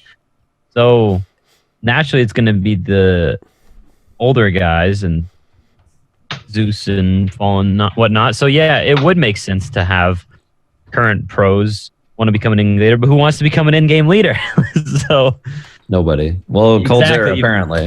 Apparently, Coldzera. Okay, great. So one guy. maybe he realizes because he doesn't have Taco anymore, he's guaranteed to be a shit player. So he's just gonna be like, "Here's my excuse. I became an IGL. That's why." Well, the funny thing is, I actually think like these topics are connected because first of all, in history, a lot of players who were very good in-game leaders were supportive players before anyway. And so what happened is they just realized, like, first of all, because usually this is the aspect of the supportive player where I get so triggered at like the straw man that's given that like there's no such thing as a support player, which is why I've had to change the term to supportive player, because some people are so mentally deranged they can't have a word mean different things. So support player does not mean I throw every flash on the team and always die first. Like, obviously not. But there is a scenario in which like everyone thinks of support player and they think, right, he is the guy who pop flashes so that Olaf Meister can peek and kill him. Like, well, that's one thing he does because that's one way to support someone. I often describe, if you notice when I'm talking about team balance, that the supportive player, I usually think of his job as help the in-game leader, because the in-game leader himself, this is another reason why you don't tend to have stars be in-game leaders, because the in-game leader, I can tell you as someone who was an in-game leader myself, this has been the mentality a lot of them have, is when you're trying to set up a complicated strategy, and it's based on two factors. One, I have like a timing element. Like part of what makes the execution work is that we're going to do things in a coordinated fashion. But two, I don't just want to run it like, right, even though I don't see what the defense is like, I'm just going to run this at exactly 135. Like that used to be the way we did it like 15 years ago, but it's flawed because obviously if we were about to execute on 135 and then a guy just like peeked out of catwalk on Dust 2 and started shooting us, well, we're not going to do the same attack until long air. We were going to like change it up. So the other factor is obviously you want an option to activate the execution. So actually the execution will start when I say it. So I will check it out. And then within that, if you get even better as a team and you've got real coordination, you want the third option, which is you change up the call, don't you? Now, we're not going to do that tactic. We're going to change to another one because I read the defense and it's the time to do that. And then we're going to do that. The problem with that level of coordination and how complicated it is the easiest way to make that work is to do the hardest part of the strat yourself. So if part of that strat involves someone throwing a really subtle, well-timed flashbang through double doors so that you can hit split A, then I'm just going to do that myself as the in-game leader. I'm going to go, right, you all set up so that, you know what, the guy who's the most brainless but the best fragger, all you have to do is go around the corner when I say it. And then the guy who's behind him, all you have to do is watch his back and throw a flash for him. And eventually I'm going to make it all so that if you all do the simple thing that we all practiced, if I do the one thing that's like got the most like contingency resting on it, the strat will work. But unfortunately, obviously, you can already see I can't be thinking about like my crosshair the whole time in the same way as I'm doing that. And then even worse, you're in a scenario where it's like there's not that many other players in the team could do that spot that I'm doing if I'm not doing it, especially because you notice the benefit of that is it's the subtle thing, but I'm also the guy who calls when we do the strat. So I'm the best guy to judge when to do that. Whereas if I trust someone else to do that, you know, it could go great if they're an amazing player. If it's like MBK or Zipnik's doing that, maybe it'll be even better. But there's not many players can do that. So what happens is, since the guy who's the supportive element tends to be the guy who I'm also giving a little bit of that responsibility, who also helps me with the difficult, nuanced elements, he's usually the guy who easiest could just say, you know what, like MSL, I'm just going to become an in-game leader. Like, there's no other way I'm going to make it in the scene. Like, I'm not a skilled player, so I'm not going to be a fragger. So if I just become an in-game leader, I already kind of have like half of it down. If I dedicate myself to that, it's a new way to give myself value, to become a top player in terms of that role, and I can do it. Because what's funny is, the same thing basically has happened a lot in MOBA games, where there are many MOBA games where the person who does the role swap to support is always a carry. Because what happens is they're the really intelligent carry who can't be a carry anymore. And they realise that, you know what, this role's very skill intensive and you have to carry the whole game. And you know what, in this current climate or where I am in my career, I'm just not going to be the best carry. But you know what, I've played my whole career with a bunch of OK support players and I've thought, come on, man, why don't you do this at this point in time? Or why don't you help me in this way and I'd get ahead even more? So why don't I just say, fuck it. my way to make it in my career is become a support player. And what I'll do is, yes, I'm going to have to learn all the mechanics of support and a lot of nuanced things I don't currently know, but I know what a carry needs. So if I get a young carry in who all he can do is the mechanical shit, but I'm like, you know what, dude? I can set you up perfectly. And you know what? I know you want to go in now. So come in this point. Why do you think like Yellow Star, Afro Moo, these people were all AD carries before they became support player, and they were the best support player afterwards. It's like the same principle. So unfortunately, in-game leader's not like a role like the others are, where it's like, right, I'm sort of good at this. It's like you have to choose. That has to be your life. And then also, unfortunately, this is the killer, because I feel like this is the catch-22 for me, is say you are an in-game leader and you're someone who's been in the scene a few years. How would you get to the top of the scene? No one recruits in-game leaders. Yeah. In-game leaders stay in their team and their teams move up. Now, if you do a good enough job with some young talent, your team might move up and you can get some better talent and parlay that into you have a top team, right? But the problem is it's very rare. Like, for example, say FaZe does fail. I'm just using this as an example. I wouldn't do this personally, but it's a good example. If FaZe fails, odds are they're going to remove a player and bring in another player. They're not going to kick Carrigan. He runs the whole team.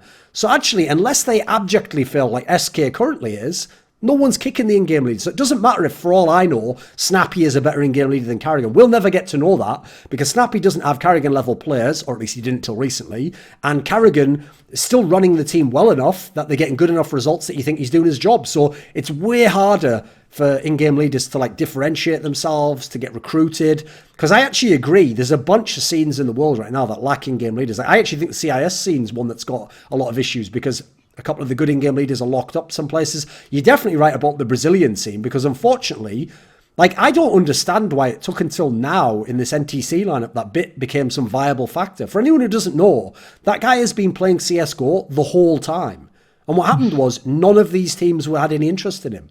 So Immortals, the stupidest aspect of Immortals for the last 3 years is that all they did is cycle skilled players and just take in like, oh, what, you would be the fourth best player on SK, but you got kicked, right? You're now the third best player on our team. Like, what a terrible system. It's no wonder, by the way, that actually, I'll give them credit. They at least always had a good playing style because they knew, hey, guess what? All we have is a bunch of should be the third best player on SK, so why don't we just play a super loose style and all just try and frag? And if we all hit our shots, oh, we can win a game. If we don't, we're shit. That was all they did for like 3 years. Makes sense. So unfortunately, yeah, it's really hard, not only to prove yourself, but to get scouted. Oh, it's so fucking tough. Like you basically, what you need, unfortunately, is you sort of need to have a young star who either takes you along with him to the top team or later gets you in. So for example, part of how you might get into a top team later on is, well, funnily enough, this has happened, basically. That's the reason why Glaive was brought to Astralis. Remember, Glaive wasn't even the in-game leader in Heroic. He was the secondary caller. But what happened was they were in a position where it's like, we don't really want MSL, but Carrigan's not working. It's not really, like, Hunden's way too bad a player. They were in no position. So what happened was someone said, well, Glaive used to be really good, and maybe if we took him in our team, that would sort of give him the kick up the arse to go fully on. So they gave him a chance. That's why in the French scene, they're getting existence back, because he's the only logical person worth a gamble at the moment that once was a great leader and might be able to do it. So I feel like this is why actually okay, I'll give you a low-key piece of inside info that no one's ever heard. This is why I am actually skeptical that Snappy is as good as people make him out to be. Like, I think he's good, but I actually think if it comes down to it, this won't sound like a controversial statement, but it is if for people who think Snappy's secretly good.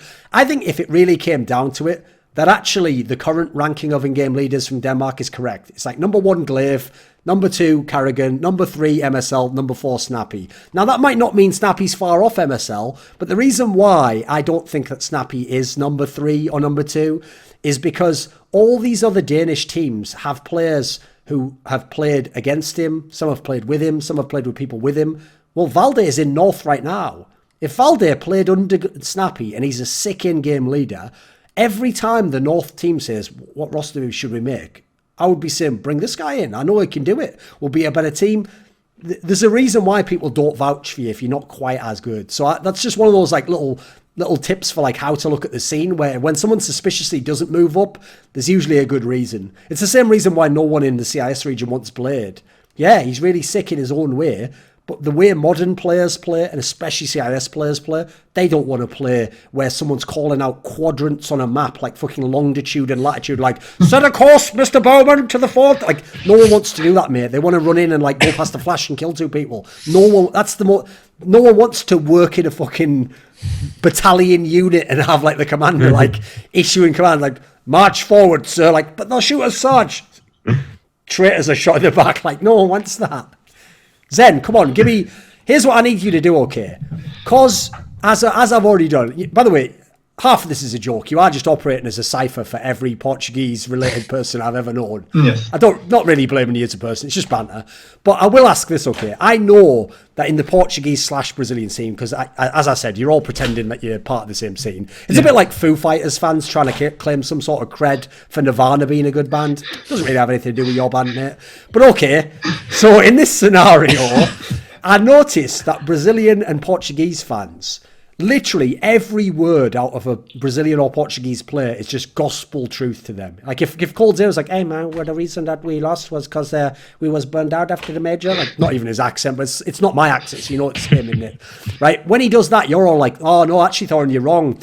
It's because they were burned out. That's why, because Cold Zero said so. Like, I know everyone does that. So what I'm going to ask you now is, obviously, like I said at the beginning, we don't give a fuck about people from Brazil or Portugal. They don't ever enter our mind until they brute force their way in like barbarians at the gates on Twitter and just corral all over the fucking place. So, but as a result, there's a lot of info we don't get that's just said in Portuguese on these streams, you know. So do you have any insight as to in the scene in this sense? Like are there players that people talk about that could be good players to be brought in? Do they have a different perspective on leaders there? Do you have a theory for it? I'm really sorry to disappoint you, but unfortunately, I'm not part of the Portuguese/Brazilian community. I broadly watch your stuff and other English content, like I wouldn't. And even if you watch, like if you speak Portuguese and you watch like an interview of Fox or anyone else, they're not, at least Fox, which is the one I know a bit better, like he's not very smart. I mean, he's a good player. He knows CS, but it's not like he's not a brilliant head. He's just an average bloke. He's not a very cerebral guy yet. Yeah. So I mean, you don't. I don't really take what they say into consideration. It was a recent news from Era. That's why I brought it up. Fair enough. Right, I need one of the other two. Like Gman and Alex, one of you needs to volunteer to leave so I can bring someone else in. If you don't volunteer, we'll just flip a coin. So if you want to go the two-face approach, tied it into fucking Fallen there, straight fire reference. Two-face Toledo. Best reference ever, but that's a sick name. Here's the thing, this is where Fallen has missed a trick and where some players will never appreciate what I've done in my career. Right? It's going to take me a while because I need to set up my website and set up all the fucking podcasts that you all want me to give all my content to you for free, but I'm going to get it done. So at the back of the line, I will create merchandise. And when I create merchandise, are you ready? I will use things that people say insultingly about me as the merchandise. So if you're a hater, you can buy a t-shirt, because as long as you're paying me for the t-shirt, what the fuck do I care? So if I was Fallen, I would have created a t-shirt already where it was riffing on the Two-Face Batman theme of him like, oh, top Two-Face Toledo, and I'd be raking in that sick money. But here's the thing, when I bring out the hater stuff, I haven't even decided if I'll sell it through myself, because that way people might know like it's me and not buy it. I might sell the hater shit through someone else, just like fucking like Hondassi Creations or something, and then all you idiots will buy a t-shirt like, ha ha, we're making fun of him, and then I'll just post a picture of the fucking PayPal account like 20k, like suck a dick, bitch. But I'll wait. That's set up, isn't it? So you'll see that in a few months. Right, who's going to volunteer? I can head out. Okay, right. Cool. All right. Just cycling. Right, cheers, man. So yeah, have a good one, guys. Yeah, goodbye, Thorin, son. Bye. I'm off to do my scrivening duties. Peace, guys. Right, Andreas has joined us here, and as is much like in Fight Club, if it is your first night, you have to fight. So you have to bring up a topic to start with for us to talk about. Okay, yeah. So, especially on Reddit, you hear a lot of how Valve is just basically not giving any attention to CSGO and hey, look at Dota over here with their TI and stuff. Yes. So, I was been curious if Valve used Dota like the testing grounds in some way, perhaps, like with the major, because they have majors in CS:GO for a while, and then they implemented the major system, the major circuit, so in Dota, the qualifying points and everything. So are they gonna try it out in Dota, see if they can make it better, and then implement it for CS:GO? What do you guys? Right, this is actually a pretty quick and short one, because basically, even like we did touch on not this topic, but something about Valve earlier, and we mentioned the famous meme that Valve is a flat structure and anyone can work on anything, right? While that's definitely overplayed and a ridiculous concept, it is the case that people in Valve work on different things. So, for example, there is no Valve in that sense. Like, there's a group of people who work on CSGO, there's a group of people who work on Dota. Funnily enough, they don't just wake up every morning and go, la la la, what's my mood ring say today? Oh, cool, I'm working on Team Fortress. They don't do that, obviously. Like, that's a ridiculous suggestion. But there are these separate groups. And the problem is, like any company, like think of any show you've watched where there's politics in a company. So Suits, or if you've watched House of Cards, they're all supposed to be in the same political party, right? Notice they're not all on the same team though, are they? Because everyone is jousting for, first of all, his own individual place and his success. But then to accomplish that, you often need to have a little clique, a little collective within the group. Oh, us three will align against this other group who's battling. And this might be battling for a job or a position or become senior partner, or we want to become the ones who push through this bill and battle a different bill that we don't like. In the same sense, unfortunately, that is what goes on at Valve, to my knowledge. And so as a result, the problem is, whereas to you or I, if something cool happens in Dota, we're like, cool, port it over to CS, bring it here, and we'll do that. No, because the last thing the CSGO people want is to copy what Dota 2 is doing. Because guess what? What fucking credit do they get then? What genius idea is it that they just took what some other guy who's more competent in their company did and just copied it? Like, you don't get any credit for that. So as a result, unfortunately, the very existence of Dota and almost anything cool that happens in Dota, cool formats with double elim, the way they use invites for the major and they don't use qualification for everything. All these factors are not going to come to CS because they exist in Dota, sadly. And the CSGO devs don't want to do what's done in Dota. And also, I would have to imagine at the top level, because, you know, if some boss guy wanted to make this happen, he could definitely make it happen. Unfortunately, I also think Valve, to some degree, in a cynical, clever manner, thinks it's better to have the games distinct and different and not to make them kind of like blur and overlap in terms of format or how we run things, and to keep them very distinct, because as a result, that's to some degree, it is part of the charm of these games. They are very differently set up to other esports games and the way they're run. About the only thing that's the same is that they both have an open circuit. That's about it. Beyond that, there's really nothing the same about either of them, but they've both got way more in common than League of Legends, than Overwatch, than Heroes of the Storm, than StarCraft, every other esports game, basically. So it's one of those scenarios where, like, I'm definitely with you. I wish they would look at some of the things in Dota, not all of it, but, you know, the things that make sense and implement them in a CSGO. But for those political reasons, I think it's unlikely. And so, while it's very easy to bag on Valve for that, and I think people should, because they should get the criticism that we don't like it, at the same time, there's an element of where you have to be pragmatic and go, well, what are the options? And if the options are Blizzard, Riot, fucking Activision, when they used to just be the Call of Duty people, I'll definitely take Valve over all these motherfuckers, you know? Yeah. Oh, yeah. I get the feeling Valve's teams are a lot like Blizzard's in a way, in that they just have different separate teams for everything, you know.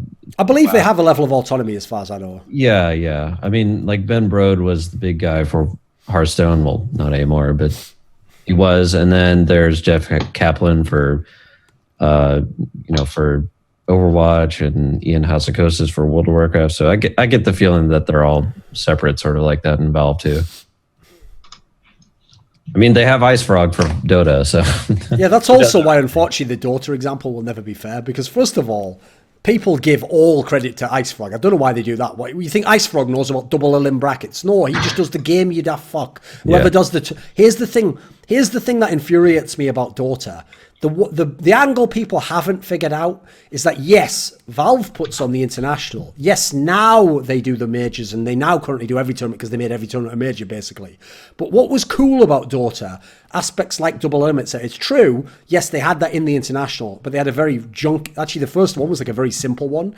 But part of what makes Dota cool is that the tournament organizer can do what he wants with the major, etc. He can run it in a different manner. He can hire totally different people. Now, there are actually downsides to Dota that no one ever mentions because it's got too many upsides. So I'll tell you a downside. One of the reasons why there aren't that many edgy people in Dota and people who do like fun stuff on the desk, and the reason why it is just like 7 Yankos just going, right, there's Yanko analysis 1, over to you, Yanko 2. I will now say half of what you just said with a different twist because I like a different player. Like, the reason why you have that in Dota is because the worst aspect of Dota is that, at least, and maybe it changed, but it was definitely the case up until the last few years, Valve actually hire people for the international who do the talent side.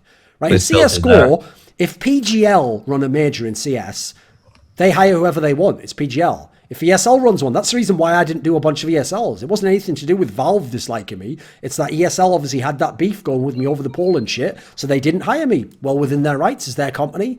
Now, in this scenario, Dota doesn't have that, and that's why people in Dota have to play it way safer if they're on-camera talent and if they're anyone in those sorts of positions, because you can easily get blacklisted, or you could just be like ignored purposely, because people who are game developer people tend to be more of like, oh, we've got to be catered to the casual people and the offended people and all that shit. And so as a result, 2GD is an ass and we won't be working with them anymore. I mean, the real irony here, by the way, is I don't know if you have ever seen this in my old AMAs where I would always make this point where people would try and say something like, oh, you know, what do you think your role is on desks or whatever, or like, are you a real analyst or whatever? And what I always say is I always added in that caveat that, like, listen, no matter what you think of me, you don't want 7 Yankos, even if you think Yanko's the best. And I do, I think he's number 1. The problem is, if you have 1 Yanko, awesome, we got that covered. If you have 2, you know what? Cool, we could get a different perspective on the tactics here.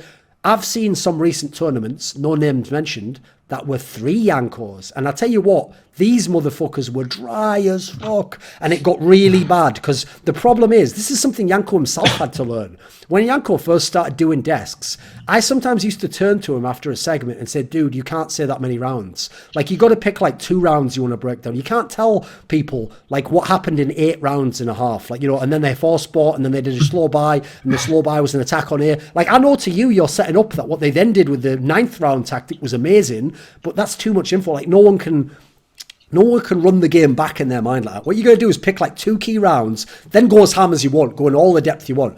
Well, the downside of this, as you can see, is if you have 3 people who do that, even if they just do 2 or 3 rounds each, it becomes 9 rounds being described in a game. And you never get any of the studio punditry, which every single major sport uses the halftime show for. The halftime show in the NFL isn't, we will now run the 10 best players and defensive stops of the game. No, they do a couple of them, and the rest of it is, this player isn't playing to the level I expected, or unusual that they'd play so poorly in this respect of the running game since they have the best running back. You know, it's what sounds like fan analysis, but it's like high level fan analysis. It's punditry, it's people's opinions, it's not like factual analysis. So unfortunately, that's one of the areas where actually I think Dota's terrible. And sadly, they're not going to be able to fix it because, yes, as you say, Too Good's not in the scene.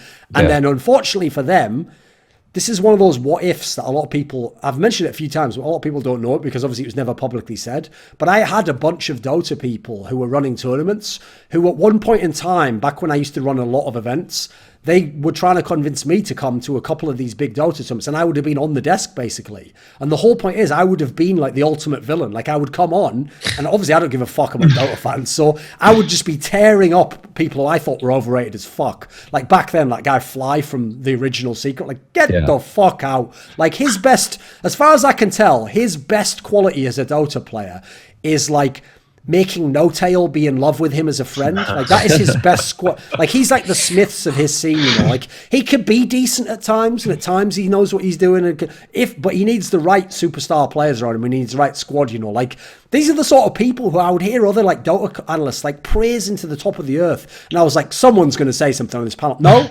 we're all just going to let that go because he's a fan favourite. Cool, well...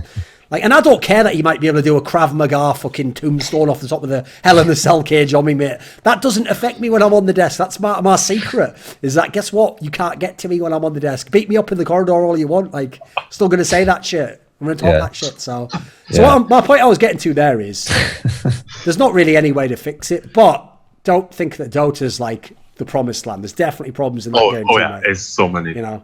Yeah, There's I mean, problems. the NBA kind of had the opposite problem this year, where they had those like players only casts where they didn't have like a real caster on. There was only players, and those were dog shit, dude. They didn't have any analysis. Yeah. Yeah. I mean, they had like, it was fun for like a game or two, but they did for like half the fucking national games. It was terrible. Yeah. No, that's why one of the most underrated aspects is because, to be fair, I learned a lot of these things from doing it myself. Like, I didn't know these things when I was like, I used to be the same ignorant fan everyone else was. Like, if I watched, so for example, since I've always been hardcore into all the games I watch, I don't want anyone who doesn't talk about their strats. So for example, when I used to watch StarCraft 2 when it first started, and I was coming from StarCraft Brood War, where we already had like 10 times better knowledge of like macro and stuff than all the beginner noob fucks who were casters in StarCraft 2. They would be doing shit like they would commentate the end of a game where you have 200 units and I have 40 and I've lost half my bases. Like, he must hold. Can he hold? It's like, well, obviously not, you idiot. The game ended about 2 minutes ago, you dumb fuck. Like, that was where you were supposed to make the hype, was for the battle that ended it all. But you're so dumb, you thought that was an even battle and that he can now re-up with no ability to supply his life. Like, that game's over. Like, so I used to get mad tilted at guys like that. But what I have to say is, as I've sort of done the job myself, like, yes, it definitely doesn't work in the games where you had two people like that, but you kind of do need one person to be like the Mike Goldberg idiot guy who just has a good voice and is really technically good, because that guy does, to some degree, help like the shit fan connect to the game. And this is the key point. The reason why Mike Goldberg was working really well in the UFC, and why when he's come back to this other, I think he does Bellator now or something, the reason why it's not as good when he came back to the other one is because he had Joe Rogan with him. So what happened was, Mike Goldberg would say something that an ignorant fan would say, and Joe Rogan would say, oh no, actually, this player is really good on the ground in this sense, and he's not just only good at knocking out. So if it gets to the ground... Now, the key thing is, Joe Rogan wouldn't have said that. It wouldn't have occurred to him in that moment to say that without the prompting of the other guy. So one of the secrets to a desk is balance. It's like a team. Just as we need support players to set up star players, you need people on a desk who their opinions lead into the analysis, or like basically add on to the analysis. You know, you have to kind of connect it all together, and that's what makes it a show. So you can't have one or the other, you know. You can't have just funny people, you can't have just people who do punditry, you can't have just tacticians. In an ideal world, you'd have one of each, and you'd have like a really well-balanced desk, and then have, you know, like a host that knows he's got this panel, and that's his palette he's picking from to make an awesome picture, you know. So sadly though, this is another area where every type of esports event is never going to be that great in that sense, because how can I put together my palette when right before the event I'm just negotiating with different people, and then I get a different set of people? And you know what? This has happened to me. They wanted me, and maybe they were even thinking to have desk balance, but I've already agreed to do 2 events because you waited too long, so I can't do your event now. And now you end up having to get sometimes really, really random people. Like, one thing I'll say at the moment is tier 2 and tier 3 talent in CSGO. There's some fucking ropey people at that level. Like, it's not like it's a ladder that they're going to climb up and become tier 1. No, some of them will never be tier 1. They're just getting hired because we haven't got any more proven people. And so when you run out of names to hire, or you don't have enough money, you have to hire that guy. So sadly, you're stuck with what you got at the moment. You just got to make the best of it, right? Anyone else got another topic? We've got another topic to go with here. If you don't have one, you can always just look at the recent things that have gone on in any game, and we can talk about that. I mean, we could preview or look ahead to the EPL final next week. I don't know. I'm just. Is everyone here a CS fan? Well, yeah. Watch when I can. Play the game. Zen, we know you're a fucking CS fan because you're from Portugal. But Fox isn't playing, so it's not interesting. I mean, some would say he hasn't been for about a decade, but, you know, far be it from me. I know he's in the server, but it's very difficult to be playing. So. Yeah. Okay, I've got a question for you though. Are you the sort of Portuguese fan who low-key thinks that means you also have some sort of emotional connection to Mixwell because he's from Spain? No way. No? You're not some fan of Mixwell? Portuguese people hate Spain. Listen, I'll tell you a secret about the United Kingdom that idiots who aren't from England don't know. They aren't aware of this. There's no such thing as the United Kingdom, mate. The United Kingdom it's like the USSR. Like, if you know anything about how the Soviet Union worked, right, is the concept was brilliant, right? Oh, workers of the world unite. What we're going to do is get all the workers from these countries and we're going to make one superstate with all our resources, and now none of us will be poor anymore. You know why that didn't work? Because the USSR was Russia taking over a bunch of other countries. That's all the United Kingdom is. England just beat Scotland and Wales and took Ireland. That's it. They didn't want to be part of a union. England didn't want to be part of a union. And what happened is one day, eventually, you had to, for political reasons, not just be fucking occupying these guys. So you had to be like, oh no, it's half and half now. You sort of control part. And we're all part of a union. Oh, good. Love being in a team. By the way, we still control shit. It's just part of a union, aren't we? And so as a result, right, what I'm getting at here is there aren't people who think of themselves as like, I mean, here's the thing. There is a term like British, but when we say that, that's English people saying British. Like, we don't actually think British like, oh, Welsh people and Scottish people. That's not really a thing. It only works when we're against other people. Like, if someone's trying to fuck up the UK, yeah, obviously, yeah, right now we're all British, right? Yeah, let's get that Scottish bloke in with a fucking club, get this guy from Wales with an arrow or something, like, yeah, oh, fuck him up, guys, we're all a team. Like, when otherwise, I'm English. And if someone's from Scotland, well, yeah, you're Scottish, mate. And by the way, there's no love lost there, because before wars started on other continents, who do you think we were fighting before?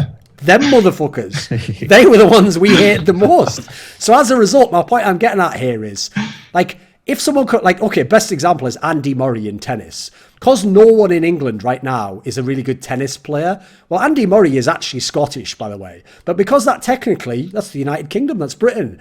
There's a famous joke, which is true, which is when Andy Murray used to get to the final of the Grand Slam and lose, the newspapers used to write, the Scot failed in the final again. But when he won Grand Slams, they wrote, Britain's #1, Andy Murray has won the Grand Slam.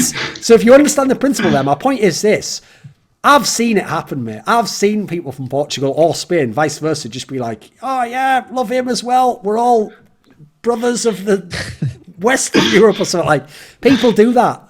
And as we already referred to before, I told you, the maddest one, obviously, is Portuguese people like, well, technically, didn't we colonise Brazil? Therefore, aren't I, like, Coldzera's best friend? Like, no, you're nothing like him. You're just another guy in another country. I can posting Corralho. The exact same thing happens when the Mavs, US and Canada. No, the Mavs have been so terrible the past couple of years. You switch to the Rockets or something. Well, they switch to the Rockets, or they'll switch to OKC. They'll switch to OKC. Right. Yeah, over the Oklahoma border. Even though normally Oklahoma's in Tekken. Oh, the best really example ever of that, mate, was definitely. I noticed Californians are the worst ever for that. People in California. Like, I'm meeting guys from LA, and so think about roughly the timeline I'm going to give you here. So about like 7 or 8 years ago, maybe 10 years ago, oh, I love the Sharks. That's weird, mate. Why do you love the Sharks? You should love the Kings, shouldn't you? Then 2 years later, oh, bloody love the Kings.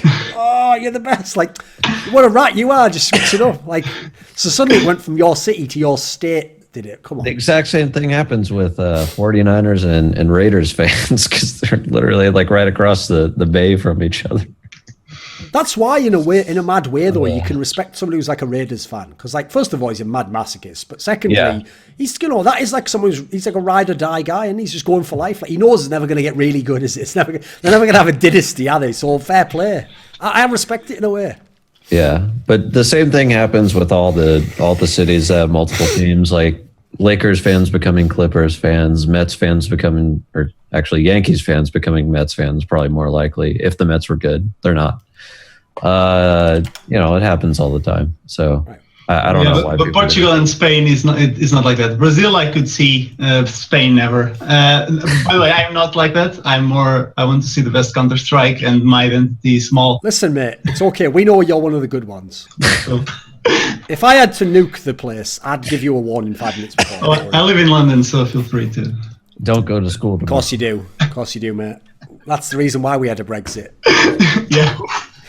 All I'm going to tell you is this, okay? This is the question I have for everyone who thinks that, like, Western countries are really racist. Why are you all trying to get there? Weird question, isn't it? You know, oh, you're all bloody racist and that. Why are you trying to get here then? Oh, shit. Don't know. Don't know. No jobs. Yeah. Exactly, yeah. Good reason. Yeah, it makes sense. I would do it if I was there, mate.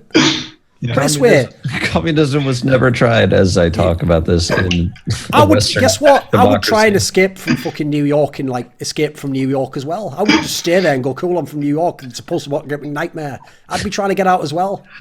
I get it, but if I then got out and then went to someone's country, I would just be like, change everything now. It was in my country that failed. Like, well, obviously I'm not going to do that, am I? You daft cunt. Right, wait there a sec. Here's the thing. Rather than previewing it, I think it's better to make it topical. So pick a team that's at EPL that you want to talk about. Because this one actually has quite a varied bunch. Because for anyone who doesn't know, first of all, obviously Hellraiser's had the visa issues. So they were already kind of a surprise qualification, except they're online as fuck. So Heroic is going instead. Then you have Space Soldiers, because again, online league. And then Ninjas in Pyjamas, because actually, this is a detail a lot of people won't realise. You know, Ninjas in Pyjamas have been mad online for the last 3 years. I know it sounds weird because they keep fucking up the qualifier for the minor online, but actually NIP always makes it to these EPLs and stuff like that. Like they're fucking good online. They've always been. So who do you want to pick? Who do you want to talk about? There's a bunch of NA teams. There's even that Greyhound Gaming team that actually Greyhound beat fucking SK Gaming. Get to see another round of Big Dick Stacy. You remember that team, Zen? Remember SK Gaming? It's weird because here's the thing. Even FaZe didn't lose to Greyhound Gaming online. I guess that's all we need to know. Carrigan over Fallen. Well, then again, Carrigan over Fallen because Carrigan's an in-game leader. Where's Fallen? It's not even an in-game leader, is he? So, that's a shame. I sure hate it when all the hens come home to roost at once. I'm kind of interested in Optic just because we haven't really seen them at all. And yes, so the new Optic team, which is is basically like this Optic team is half North because you got Config and you got Cajun. It's half Heroic because you got Snappy and you got Yogi, and then it's Gade who was from North Academy. And then here's the key detail a lot of people didn't realize because this happened afterwards is that as a coach they brought in Rogger who was the coach of North most recently. So beyond Gade, you've got some solid experience here. We've seen all these players, but we've never seen a team composition like this. This is a very interesting competition. So, Andreas, you are not from Denmark. We actually had a Danish guy on earlier, and I actually basically apologized on his behalf for the fact that people mistake Sweden for Denmark, because I told them that Denmark's sound as fuck. It's got banter. They haven't let mentally deranged feminists ruin the country and destroy all culture, and also haven't just let half the country be North Africa. So they haven't done a lot of that shit, but I'm just giving you the setup now. You are from Sweden by your name, right? Yeah, that's true. Right, you're from Sweden. Okay, so you obviously care about Counter-Strike, but you're not from Denmark, so you're not going to be biased. So what do you think of the Optic gaming lineup? I'm not sure. I haven't really followed any of the players. I mean, Config and Cajun, remember? But I mean, I almost never watch like tier 2 Counter-Strike. Okay. So you can Snappy, Gade. Basically, no idea who they are. I've seen them play, but I honestly have no opinion on them. Okay, fair enough. Right, Zen, come on, give me some insight. What do you think? I mean, I think they can win some games, but I don't think they have any chance of any meaningful place. Why? The best Can't team. be good. I mean, there are very good teams there. So unless it's the first one and they're not doing any tactics and just Config going insane, that could work. But that's not like a reasonable expectation. Just a random one-time thing. I think, FaZe, Mouse, even Navi, NIP, Liquid, I mean, SK, I don't think they have a great chance of beating any of these teams. Okay, what do you think, Alex? I think it's a really interesting team, honestly. I think this will be where we really... I think this iteration, maybe not this tournament, but this iteration of this team will be really if we find out if Yugi is a really good player or not. Yeah. Because he's been on, tier 2 heroic team for a while now, and he's been touted as a really good opper. And I think he is good. But, this will be kind of his chance to prove himself, I think.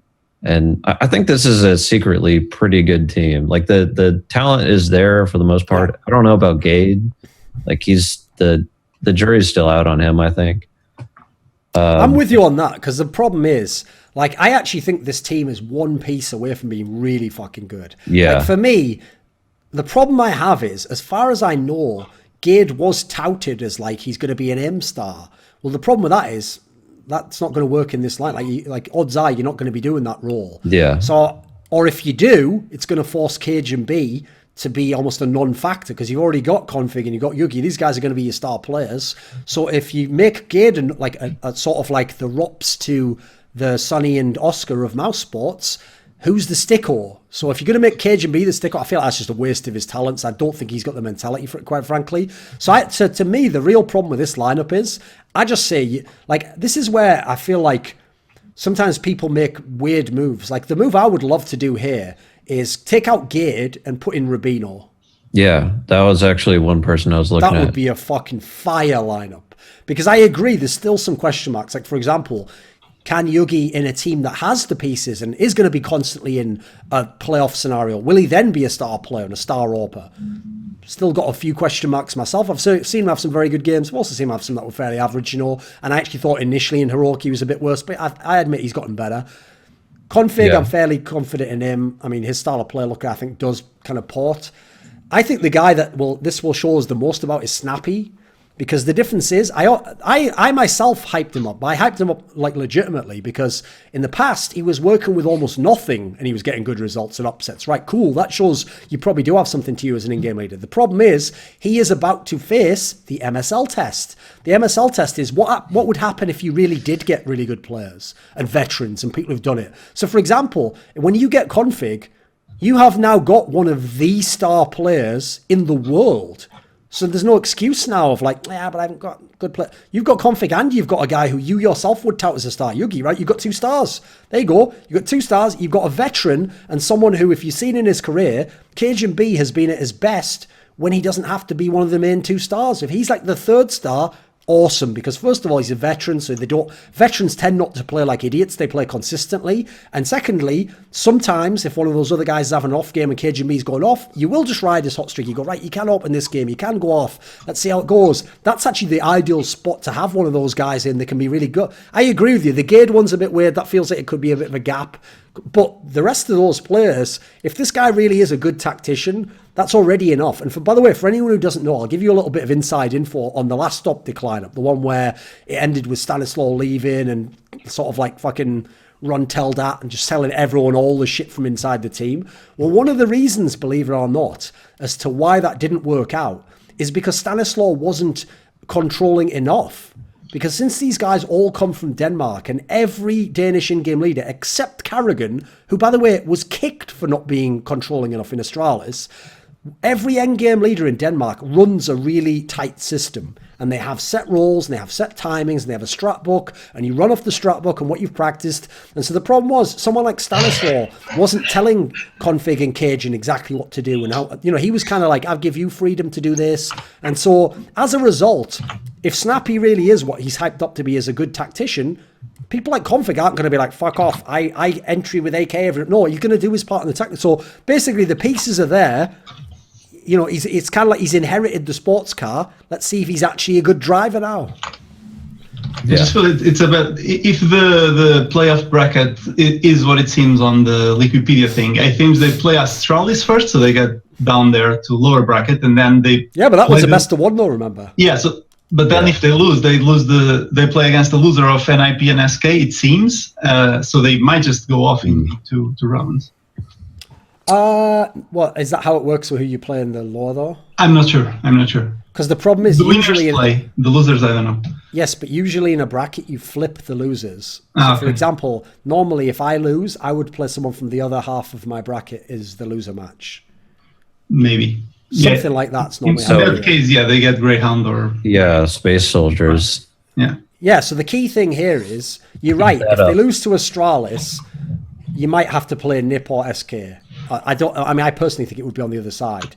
But put it this way, I don't think these are impossible to win matches. Yeah. Like first of all, I don't care what anyone says. Like Greyhound team's not doing anything.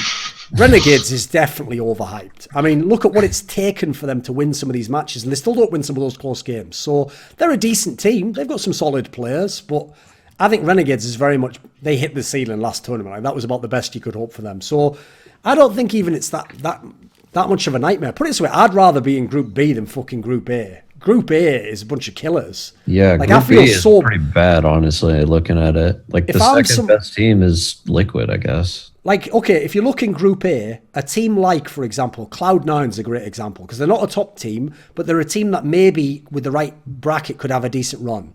I don't know how they're supposed to make the playoffs in that setup there. FaZe Clan, Mouse Sports, Na'Vi. Yeah. Just ain't going to happen, is it? Remember, only 2 teams are making it out. 3 actually, because 1 comes from the lower, 2 come from the upper. So yeah, you know that's a killer. Whereas you look at Group B, you got Astralis, wow, top team. Team Liquid could definitely lose. They're still good. Okay, they're pretty good. Nippon SK, you're already right off a cliff already. Then you've got Optic Renegades and Space Soldiers. So Group B is well up for it. And in fact, that's why I mentioned the fact that they play Astralis in the best of 1 could actually help them. Because, listen, there's plenty of times someone could... all you need is a game where, in the map veto, it comes out as something that they don't know that we actually practice. Like, maybe we practice Overpass. And then, yes, Astralis, amazing team. But you know what? Config goes nuts. Yugi outduels Device for 1 map. There you go. You got an upset win, right? Yeah, it's this too, where even the worst team usually can win more easily. Yeah. And because of the fact that they're all Danish...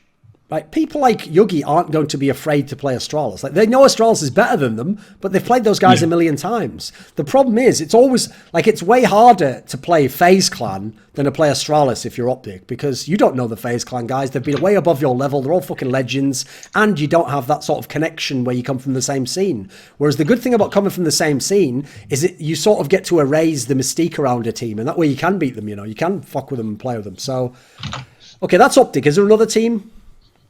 Who else is interesting to you? Let's see.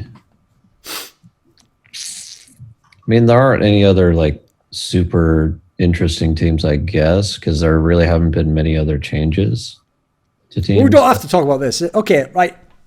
Zen or Andreas? Come on. So I don't know if everyone follows Overwatch, but there's a great team called the Shanghai Dragons who oh god. Is this a problem? Is this something they'll fix it and it's fine because they know they won't be kicked, so they're just, I don't know, waiting for next year and restart? Or is this just unacceptable and it's ruining the experience for the future? Right, first of all, as far as I am aware, and this works the same in traditional American sports, you can be kicked. If you run your franchise so badly and the franchise is terrible, doesn't make any money, no one goes to the stadium, absolutely they can remove your franchise. It's already happened. Ask the Seattle Supersonics if you can get kicked from the fucking league. You absolutely can. Because, by the way, I know they try to present it like that's the history of the Oklahoma Thunder. It's not had nothing to do with the Oklahoma Thunder, mate. Like, there's no connection between them. What they did is took one person's slot and said, sorry, you don't have a slot anymore, and gave it to someone else. Or sold it for 30 million. So as a result, the same thing can happen. So if Shanghai really was just a train wreck dumpster fire forever, they could do it. The problem they have is how the fuck is Blizzard going to dare to come out in a league that's got all those issues and it's very much not a proven concept. And saying, sorry, we're going to kick your whole franchise. Like, that would be the big problem. But there's also a factor where part of how the franchising tends to work in most of these games is Blizzard sort of convinces you to all police each other by saying, I'll give you a little bit of a say. So another way you could get kicked is if all the other people in the league go, why is this fucking franchise from Shanghai not bringing in any sponsorship dollars and wasting every time? And we can all collectively kick them. That could happen as well. With that said, I don't think they will get kicked because, first of all, remember, the stupidest conceit of Overwatch is not, this is the Premier League for the game. This is the only league, and it is a global league, and all nations shall fall before Blizzard. So as a result, how can you kick out a Chinese league? You've got to have China involved somehow. And unfortunately, at the moment, this is another reason why anyone who's an Overwatch fan who thinks that Richard Lewis should stop doing journalism about Overwatch, you just don't care about Overwatch whatsoever as a scene, because how many of the analysts on the desk have you heard explain to you why Shanghai Dragons doesn't have the best Chinese players? Most people don't even know that they don't have the best Chinese players. I'll tell you right now, if you put together the best team of Chinese players and people who have like history and play the right roles, they will be a fucking good team in the Overwatch League. There are tons of people who play Overwatch. There are tons of good players in that scene. But if I had to guess, without having investigated it, from knowing the Chinese scene in other games, I would guess a couple of things. First of all, I'm going to go ahead and guess immediately that half of the best players from that Miracle Youngsters team are miraculous youngsters and are not of legal age to have a work visa and work illegally in America. It's a famous thing in Chinese esports that people do not report on because they don't want to get blacklisted and or killed. That loads of players have fake birth certificates, come from a place where the records aren't very good in their little small town they come from, and you can't really check how old they are. And so as soon as you get good enough, they try and bust you through the door to play. But obviously once you get to the level where you're applying for a fucking, I think it's called a P1 visa, which says that you are an extraordinary athlete who needs to be in America, they background check the fuck out of you. So that player will never get through that. So unfortunately, then you've also got the other aspect that, remember, China has its own like KESPA type union called ACE, which runs things. And they aren't partnered with Overwatch League as far as I know. So do they let all the teams that have their talent compete in that sense? Do they keep some of the talent back in China? There's all sorts of political fuckery that I don't know. I'll never get to the bottom of because people won't talk about it, which is why, unfortunately, you've now got a mad scenario where, yes, Shanghai Dragons is probably going to be terrible forever. That's why actually it was a genius move by them to recruit Geguri, that Korean girl, because since we live in such a nightmare world that identity politics runs Overwatch and no one's ever allowed to criticize a girl, it's genius. Now people don't criticize Shanghai Dragons as much because now they've got a girl, so I don't want to be seen as sexist. So now you have to spin it that she's doing great in every game and they're always so close to winning. I've never understood why people take comfort in that, like, oh, but Dallas Fuel was better in their loss. Yeah, they lost, mate. You are aware, like when you lose, it's not like if you lose 4-0, they chop your dick off, and if you just lose 3-2, you get like a pat on the head. You lost. It's the same result, mate. It means nothing. So unless you're winning, you were in dire straits no matter what. Like, oh, but they've got Sire player now on Florida Mayhem. Yeah, exactly. They've got a really good player and they're fucking losing still. That tells me that team is absolutely bereft of the ability to win in Overwatch. So, yeah, unfortunately, that team's going to be in a bad spot maybe forever. Yeah, and also I had heard at the time that there was some kind of like back end political. There always is in the Chinese scene, Matt. Yeah, because of like if you look at a lot of the players, the Chinese players on Shanghai Dragons, a lot of them are former LGD players or former VeXii gaming players. It's like there's a reason why all the miraculous youngster players didn't get in and they're all playing fucking PUBG now. Because here's the thing. In China, you are like cattle if you are a player. You are owned by your org and it's expected that even if your contract ends, you will re-sign with our org. We own you. We made you. You were nothing before us. We had millions of people we could have picked from and we brought up. And in fact, if we can, we'll bring, obviously in Overwatch, there wasn't time for this, but in games like League of Legends, if we have time, we'll bring you up as a 14-year-old through our B team, which is illegally a B team because we're not allowed to own B teams, but we just changed the name to be spelled backwards, so who could tell? And we'll bring you up through that team explicitly so that when I now put you in the A team and you become a star, you have like some cult level attachment to me as the father figure who brought you up, and you'll never leave because you're not a traitor, are you? So unfortunately, they don't have. It's not like a traditional sports market, where you play and then you get good and you go, oh, cool, I will now leverage my value to go and join this other team that will be really good. And that's why in the LPL in League of Legends, there have been so few blockbuster moves. Almost the only ones that happen is like big name player who's washed up, goes to another team because his original team even said, we just don't even want you anymore, get out, like you can just go, we'll release your contract. That's about the only time it happens. In fact, that's one of the reasons why it's a very famous joke in Chinese esports, but it's real, that they actually officially retire because there's often a clause in your contract saying like when you retire, the contract ends. You retire, wait the appropriate 3 to 6 months, and then just join another team that you always planned on joining. Like Dota's the most ridiculous one because they've done it about like 5 times in that game, but the other ones in the other games haven't figured it out as much because they don't have an open circuit, so they can't do it as easily around one tournament, So yeah, unfortunately, political reasons mean they'll probably never have a good team, because if there was a good team, by the way, it wouldn't be half Korean, half Chinese, it'd be all Chinese. Yeah. Logically, that would be it, and it absolutely would be great. And in fact, I even think in an ideal world, it could be a really good team because they'd have a totally different vision on the game because they come from China, like a totally different ecosystem. They've got their own style. Yeah, I remember watching some old Chinese Overwatch before Overwatch League, and some of the shit that they did was just retarded. So maybe I don't know, but some of the stuff that they were doing was really dumb. Sure. Anyway. But if if their only fans are just fans because they're from China, I mean, they're not getting fans because they play well. So what is the advantage of keeping these guys in? I mean, obviously they paid for it. But. Yeah, that's the problem, isn't it, mate? You're right. That's why, you know what the great thing about a relegation system is? We don't have to come to you and go, listen, I'm going to need you to agree to go down to the lower division because you lost. You got relegated, see ya. Whereas in this scenario, if I'd paid to come to a dinner and I've paid $500 a head, and then you go at the dinner, you know what, your conversation isn't really good. Can you just leave? I go, well, I paid $500. Why the fuck would I leave? I'm entitled to be here. Yeah. You know, so listen, if that's a problem, good. That is Blizzard's problem, not yours, mate. Let's watch Blizzard deal with this, shall we? Yeah. I don't know. It does make their league look like absolute ass, though, that like the bottom 3 teams are that bad. It's really fucking bad, isn't it? I don't know. I think Shanghai can get a win anyway. I mean, I just looked at their schedule. It's pretty fucking weak. Oh, logically, it will happen eventually. I have to tell you that. Unfortunately, esports games, this is one of the reasons, I'll just be cynical for a moment.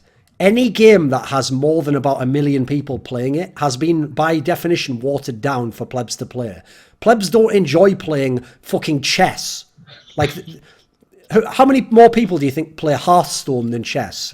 They're similar games. There's no mechanical element involved. You just make strategic decisions. But you know what's good about Hearthstone? You know, every time, I drew all those lucky cards. Yeah, that happens to you, and you get to be a better player sometimes. That is one of the main, pun intended, draws of Hearthstone, is that there is luck involved. So every top esports game has elements in it that make it so that it is impossible for a guy who's much better to win 10 out of 10 times. It just can't happen, sadly. That's why people don't realise that, like, it never made sense really to bag on like analysts who make a bad prediction, because even if their prediction was perfect, every reason made sense, every aspect about the biggest favourite someone could be at the top level in Counter-Strike, you know, not like number 1 versus number 100, but number 1 versus number 16.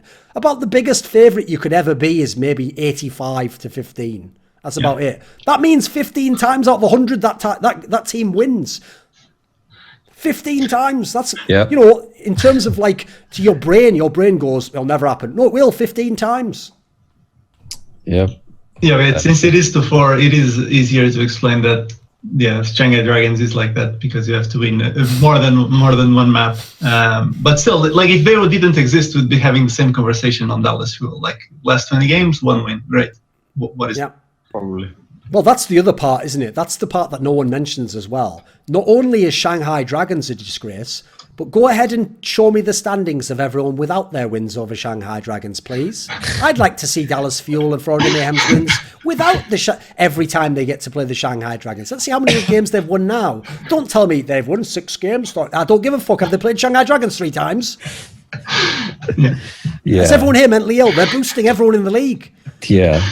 Ironically, they're the only boosters that fucking Blizzard approves of, apparently.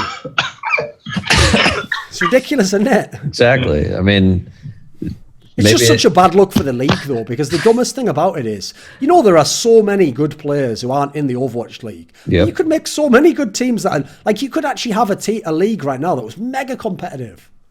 Yep. I mean, some of the contenders teams I think are way better than Shanghai. Well, maybe not way better right now because they got the Korean players, but dude, I think you could have made 2 whole Overwatch squads just out of the talent the Dallas Fuel's pissed away. Yeah, pretty much. Just like, I don't know I don't understand what the fuck Astro's doing, dude. I mean, immediately after the XQC incident, he should have like told everybody to fucking chill out and stop doing all the social media. Yeah, but the problem is you have to understand, because he was a player himself. It's like in sports, you have those coaches that their role is like, right, it's a democracy. I'm going to work with you and we're all going to decide what's best as a team and together we can all do it better, right? First of all, there are some coaches who say that but are just gangsters and just do whatever they want anyway. And it's the way they trick you into thinking that you had autonomy and therefore you don't uprise against them. But the people who actually do that don't last very long. In fact, you want to know who these people are? You know, at the moment, there's a current trend that people are saying like, oh, this is a disgrace that coach from the Raptors has been fired. That's almost always who those guys are. It's a guy where it's like, oh, he turned around a bad team into a good team and was fired 2 seasons later.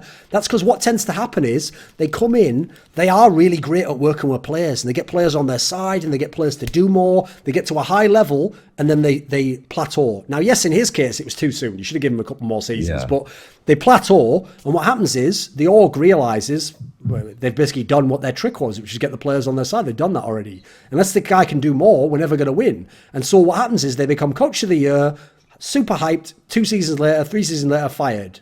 And there's a reason why they cap out, because unfortunately, at the end of the day, the best teams of all time are a guy saying, this is my vision, I'm the director of the movie, you are the actors, you can do a lot within your role as an actor, but you will not decide the camera angle and what scene is next. I will decide all of that. And that way, if I am brilliant enough, my singular vision will mean that this team is amazing.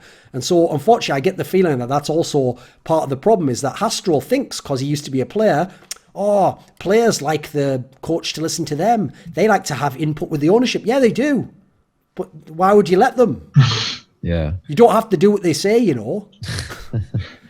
Yeah, I mean, just looking at the last couple of Coach of the Year award recipients, and it's the same people every time, and it's like the same dude being fired over and over again. Yeah. Well, no, it's like Doctor Who or something. They get fired like a couple of years later every time. Like Scott it's Brooks because got also fired immediately. George Carlin got fired immediately. I mean, I'm sure you're aware of this. Coach of the Year is the same in LCS actually as in NBA. Is the most pathetic award ever. It's not Coach of the Year. It's person who took a bad team to more wins than they used to have last season. Yeah.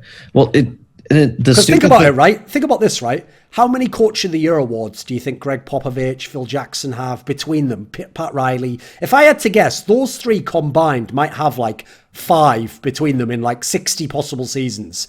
Now, these guys were the best coach. Like collectively, probably 55 out of those 60 seasons. Like, you know, they were like unbelievably good. They don't ever win the award though, because it's a media award. Yeah, well, not even that. I think the coaches do a lot of the voting, and not a single coach voted for Brad Stevens this year, which is a fucking travesty. Well, there's the other thing as well, right? Why the hell would you let coaches vote for that? Like, I don't know if you're aware of this, right? But back in the day, there was certain, I can't remember what I'm thinking of here, but there was some like award. I don't think it was All-Star. It might have been All First Team. There was some award that actually players got a vote in or something mental like that in the NBA. And so as a result, guess what? They're all just haters. So they didn't vote for certain people. Like if you made MVP voting, those motherfuckers wouldn't have voted for like Wilt Chamberlain. They're like, it's bullshit. You should taller or whatever. Like they would never do it. So in the same scenario, guess what? Nobody is going to vote for Phil Jackson because he's playing more fucking mind games with these cunts all season long, like talking shit on them. So yeah, he's going to, and also he's not worried about winning the Coach of the Year award, is he? He's trying to win the championship and then let y'all be hating on the bandwagon while he just cruises past in a fucking drop top Pinto with some smoke show in the passenger seat, ready to put the top down and fucking floor that motherfucker. I don't think Phil Jackson's ever done any of that in his entire life, to be fair, but I think I'm just imagining him living some outrageous, audacious rapper lifestyle, when really a lot of that was just the chameleonaire video. But anyway, is there one more topic? I actually want to ask, I don't know if you want to comment on this, but basically the casters from CSGO, the caster duos breaking up, maybe going a bit backwards when, let's say, Joe Miller and D-Man left Europe, or Monty and Doel went to Overwatch. Yeah. Like, does this make the game suffer, or at least the esports suffer, or do you think it just recovers and I'm just, a player that just like Joe Miller and D-Man and now? What do you think, Alex? You guys answer first. I'll give some insight after. I mean, I think it's fine. It seemed like Monty just wanted to jump ship off of Riot. No, he means in CSGO, like the CSGO cast is breaking up. Like, does it like make the game worse, or does it not? Will it be fine and we'll just have a different scene or something? I don't think so, because I don't know. It seems. I mean, just for context, by the way, because maybe it was unclear to the fans as well. The reason he gave those 2 examples, Joe Miller and D-Man leaving EULCS and Monty and Doa leaving Korea and League of Legends as well, is because obviously those games do seem weaker for not having those people in them anymore. Yeah, like the fact that you don't have Doa and D-Miller is for sure what part of why EULCS isn't as compelling. Obviously, LCK was way more interesting when Monty and Doa. So he's just using it as like a mechanism there. Yeah, sorry, yeah, that's exactly it. Yeah. I don't know. It doesn't. I mean, it's possible in general. It does affect things, but it doesn't seem to have really affected CS all that much. It seems like the newer duos that get thrown out there are pretty good for the most part, or at least for me. I don't know about everybody else, but it seems like they're pretty good still. I mean, there's still other, good duos, good new pairings. I don't know. Andreas, I've got a question for you. Yeah. Every now and then there used to be tournaments back in the day that would have a Swedish stream. So it would have like Threat on it, or it would have Slope, or it would have, Vugo, or, did you used to watch those ones over the English stream? Oh, never. It's the same like during Dota with Papa Dry. Yeah, Papa Drake. That guy is an absolute cunt, by the way. He's one of the worst SJW type motherfuckers. I enjoy he's wicked. By the way, he was a good player as well. He's a wicked mind for the game. For everything else, just, he's a beautiful mind, isn't he? He's figuring out maths one day, and then he's paranoid that the fucking Russians are hacking his brain the other, isn't he? So... There we go. That's the analogy. Oh, you want to know something, by the way? As a little side bit, since you mentioned it, listen, this is all about dropping inside info. I will just say, there was once a time where a friend of mine who works in journalism, who also worked in Dota, was talking to me at a DreamHack. And since DreamHacks used to, because they're in Jönköping, which is like the middle of nowhere, like a fucking like sort of almost like a farming small Christian town, they even have like, there's no clubs open at 2 a.m. or whatever. Like everything closes. There's barely any bars. So the after party at some of the DreamHacks either would end at 12, or it'd be, you just go to the hotel and you sit at the hotel bar and you wait till that closes. So a lot of the DreamHacks, we would all just be sat in this main hotel at the Scandic in like the area where they've got like seats and stuff. And obviously it'd be like mad mixed groups, there'd be a group of CS people, a group of Dota people. And one time someone did bring up that Papa Drake guy because he'd talked some mad shit about me online after that like Loadit incident. And I even was just saying to him like, fuck that little cunt. Like if I ever saw that little rat, like he's not going to say shit to me. Like, look at him. He's an absolute fat mess, isn't he? And I said, and he actually just like said, was like, hey, he's behind you now. But the thing is, though, that guy hadn't heard. Like, he was just sat with his back to me or something, like talking to someone else or something. Nice. It's going to walking the line. Yeah. But anyway, the reason I asked that is because I actually wondered, just because I know, bizarrely, despite the fact Swedish people have some of the best English language fluency in the world of any foreign language, bizarrely, a lot of them actually wish that stuff was in Swedish. I know on forums, they way prefer speaking in Swedish. So anyway, now that we've established you do actually watch the English casters, what do you think, Andreas, of the concept that we don't have like the three big duos anymore? We tend to have a lot more mix and match. Like, for example, at IM Sydney, it was actually Moses and Pansy who were doing the final. So we've had Henry and he likes to call himself Vince now, but I call him Meta still. We've had Vince and Henry did the Dream at Marseille final. So yeah, we're in a whole new world now. So what do you think of this current state of affairs? Do you like it? Did you prefer the old system? What's your thoughts? I mean, I like it. I'm always up for a change, of course. So Swedish, yeah. No, we don't. Just let everyone in. Yeah, just give everyone an equal job, equal pay. Yeah. We want it to stay the same, calm as always. Yeah, exactly. Yeah. Until they start throwing grenades, but enough about that. We're not supposed to say that. Never happened, did it? Yeah, never happened. That was just a joke, hypothetically. Yeah. Anyway, Yeah, right? course. So yeah, what do you think? Yeah, but I like it. I mean, as I said, change. I always think change is good. Bit of variety. Yeah, I mean, Moses and Pansy always liked the duo. They started casting in like ES11s. Yes. What I call always liked them, and well, honestly, I think Overwatch. Plus the upside of having somebody in Overwatch was so much. They earned so much more that it made up for the loss in CSGO for me, since I kind of watched both games. Okay. Because, so it actually makes you want to watch Overwatch, is that got somewhere in it? But yeah, I wanted to watch more games. Like when Overwatch League started, this team got some good players and that team got some good, interesting players. I'm gonna watch. By the way, you notice no one ever mentions that. So when everyone who's an Overwatch League fan like strawmans the idea that it succeeded against Old Out and everyone who was skeptical was wrong. So you got the most beloved casters from like 2 or 3 massive esports games in their prime to leave for huge salaries, and even they couldn't bring collectively like 300,000 viewers. Every case you make in favour of Overwatch succeeding is actually a case as to why it's failing, just on a relative level. That's actually the most hilarious thing, you know. That basically means that, like, you know, there might have been, on day one when everyone tuned into the Overwatch League and had like 400k viewers, that means there was probably a solid 200k people who tuned in.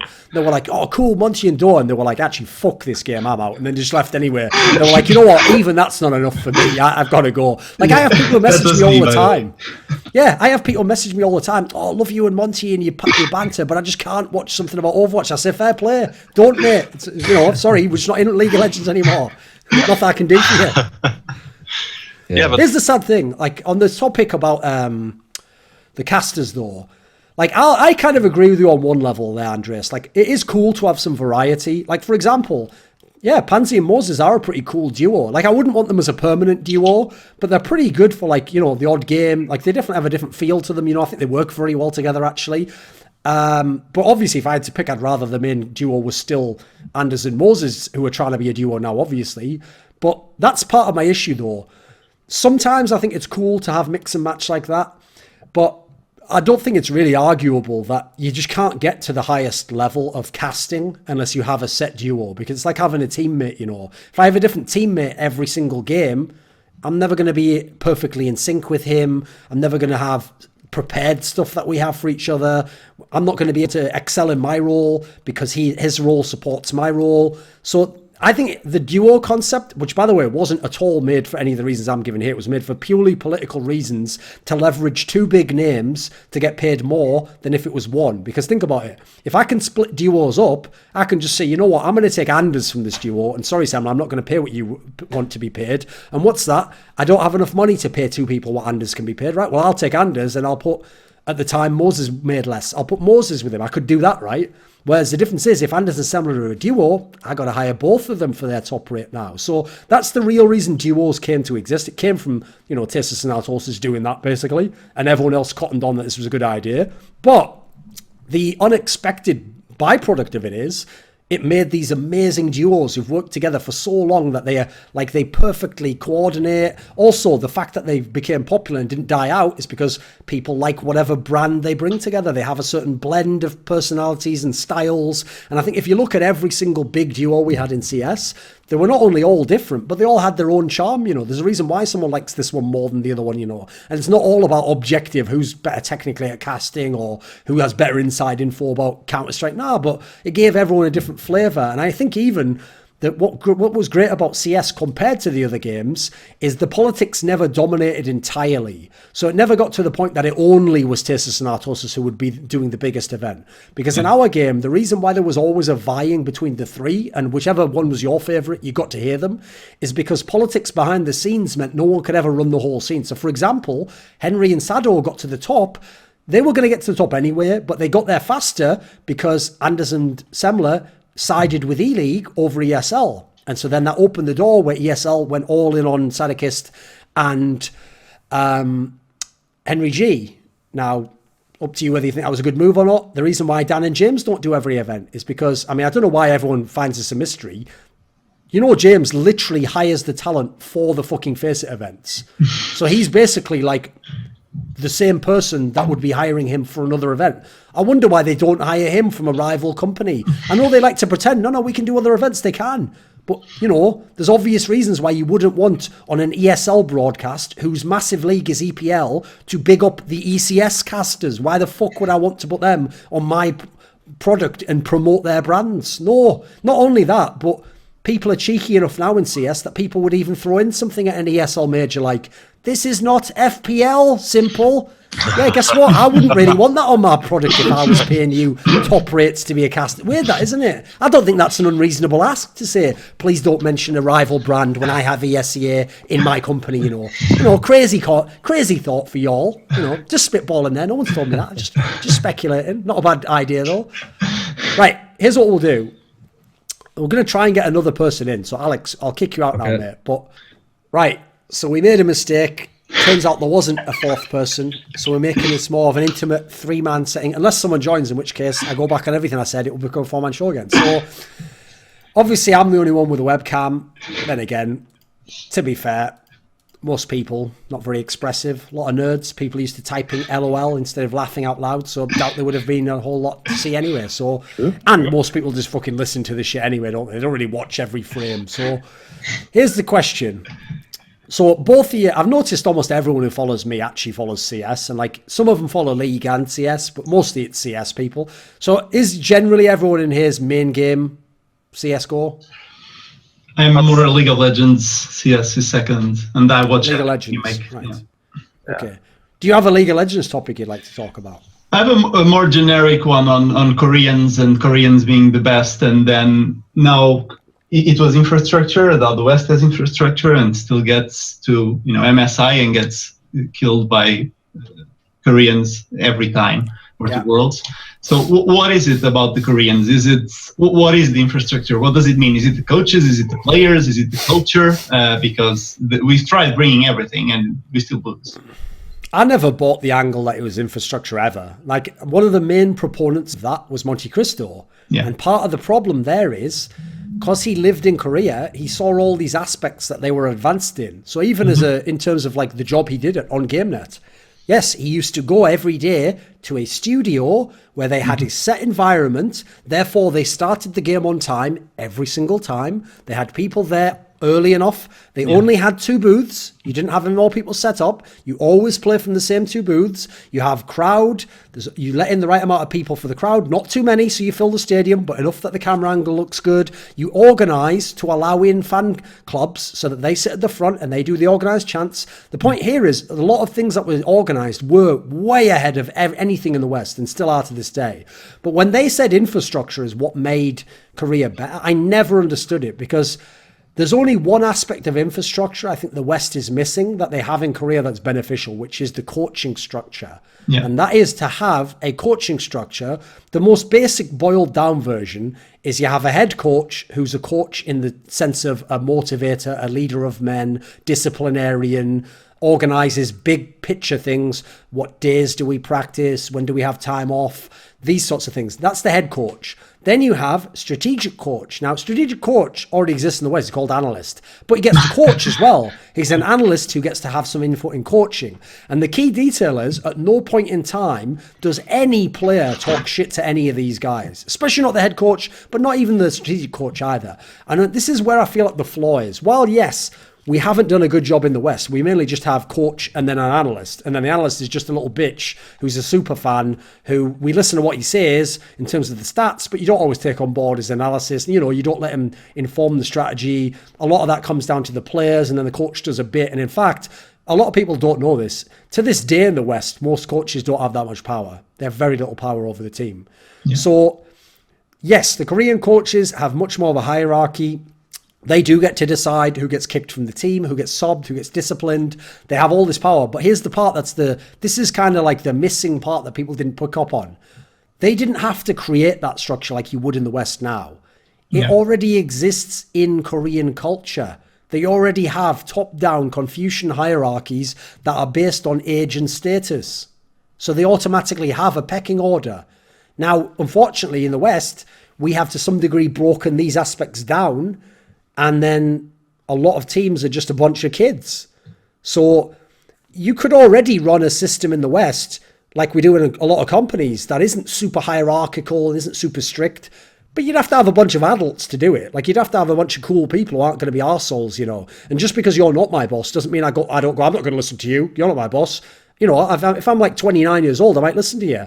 But if everyone's 18 and we try to run a system where everyone's sort of a mini boss, probably going to be a fucking nightmare, isn't it? It's probably going to be full of drama. Then what do you know? Someone gets a girlfriend, and now next thing you know, he's behaving differently, and he is a puppet for what she wants, and suddenly it's NRG and Seagulls ruined the whole fucking team in Overwatch. Like, these are the sorts of things that happen in the West. So to me, it was always culture. Culture is the number one factor that's determined it, because it's what makes people, even in a video game, practice as if they were a professional when they're nowhere close to a professional yet. I've played in Korean games in like gold level where people are playing like it was a fucking LCK game, and they flame you for the most basic mistake. I'm not talking about when you played on solo queue and when the jungler really does AFK you flame. I'm talking they flame you for just like missing out on like an opportunity to win a 2v2 trade. Yeah. They type all day long. It's fucking shilbal, which is like bitch. That's the first word I learned in Korean, because I would be playing as like Thresh, and I would do a bunch of cool shit. You know, my lane is winning the lane. You know, we've got the first item. We did a safe back. Yeah, okay. I went in on one trade. It didn't work perfectly, but we backed off. We didn't die. And we just everyone in my team would be typing shilbal to me all over the fucking text. And I had to learn out later on. They're just calling me a bitch for not doing the perfect play. Isn't that unreasonable as fuck? But guess what? If you have that sort of a mentality, you're going to get some fucking amazing players at the top end. And then, if you have the coaches to keep all of what would be considered toxic behavior under wraps, that's the dream scenario. Because, by the way, anyone who thinks top Koreans aren't toxic, you're out of your fucking mind. When they go to the West, that's why they become worse. Not only do they not have the team structure and the teammates, but they all their toxicity gets let out. They become arseholes. Like, supposedly, the ones that went to LPL and played in the Chinese teams, they just like became a little fucking prince, like Joffrey out of Game of Thrones, running the fucking team, and everyone was subservient to them.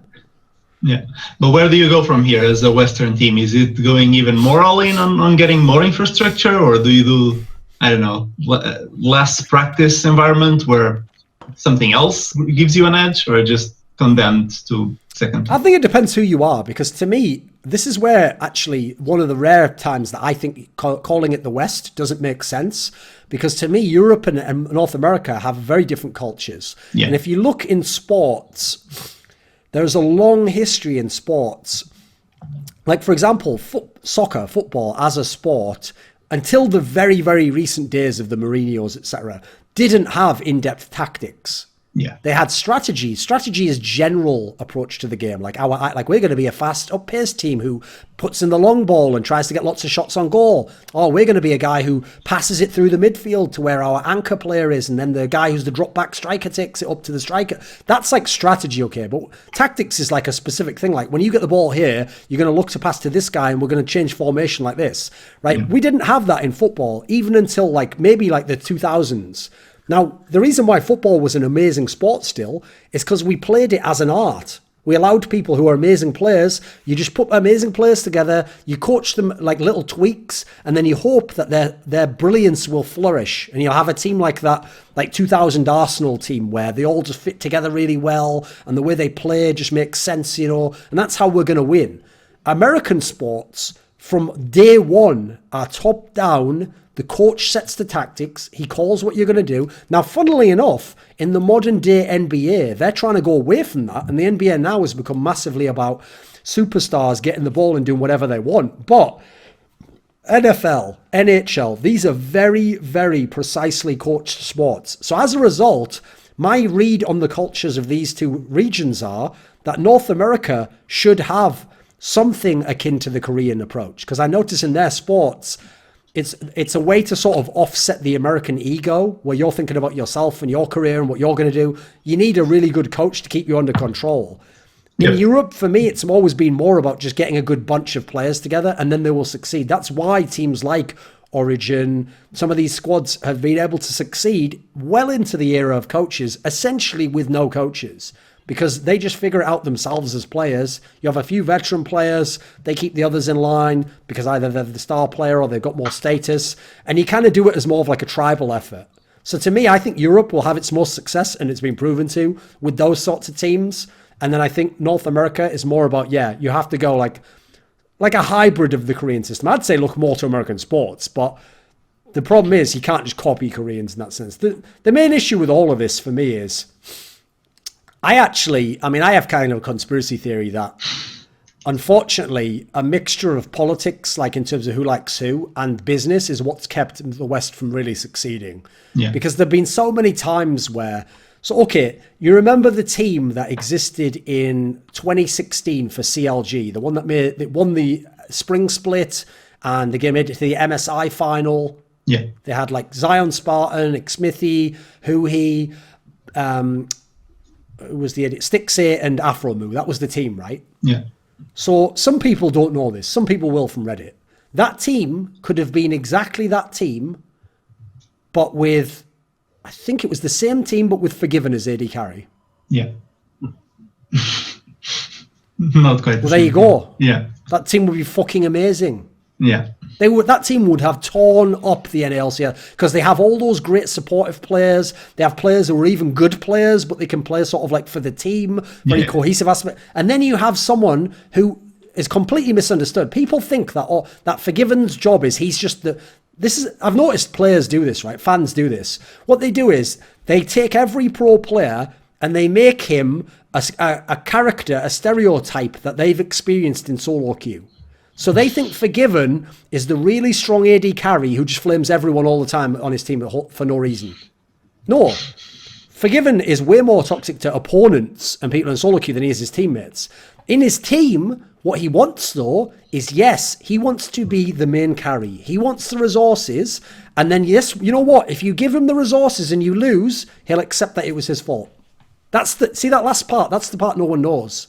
Now, if you don't give him the resources and you lose the game, guess what? He's going to say, well, maybe the top laner took too many resources this game, because he's right. So the point is, a team like CLG, but with one Forgiven, oh my God, that would have been a fucking amazing team. Because guess what? They would have run everything through him as a star player, and they would have had these fantastic elements. And I think that would have been a beast team, but you never get squads like that. Like, that's why I actually give a lot of credit to Reginald for that TSM squad that now was broken up from last year. Yeah. Because even though I never fully agreed with the jungle pick, I always thought that one was a bit iffy. I thought he should have gone with an Xmithy type guy to facilitate all these stars. What a fucking amazing lineup that was. That lineup really did have, like, you know, deep worlds run written all over it. Yeah. But we get very few of those. And in fact, sadly, the LCS, the fact that you only have these two LCS splits means people put so much effort into being like, I need to move up from 6th LCS team to 3rd.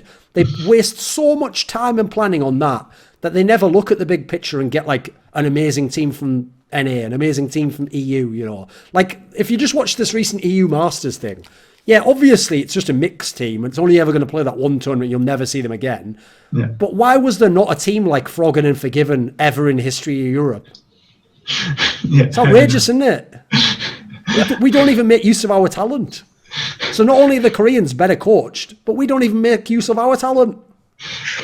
Why haven't you done, have you done a video on this and you haven't released? Why haven't you done, I can't believe you haven't done like 10 videos on this. Like, isn't this year? Because the problem is it's such an abstract point, you know. So you can give examples that can go into those ones, but then again, most people would then just get caught up in the example. Like, well, the reason why Froggen and Forgiven haven't played together is because they did, one was on this team at this point. Like, you're missing the point here, fucking Adrian Monk. Like, could I just make an abstract point here with an analogy? So, but what about the fact that there was a team with Forgiven and Froggen? That for you, wasn't that like amazing? Even if it was just, you know, and it was fun. What could have been?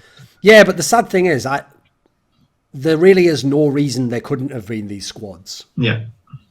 Like, for example, there should have always been...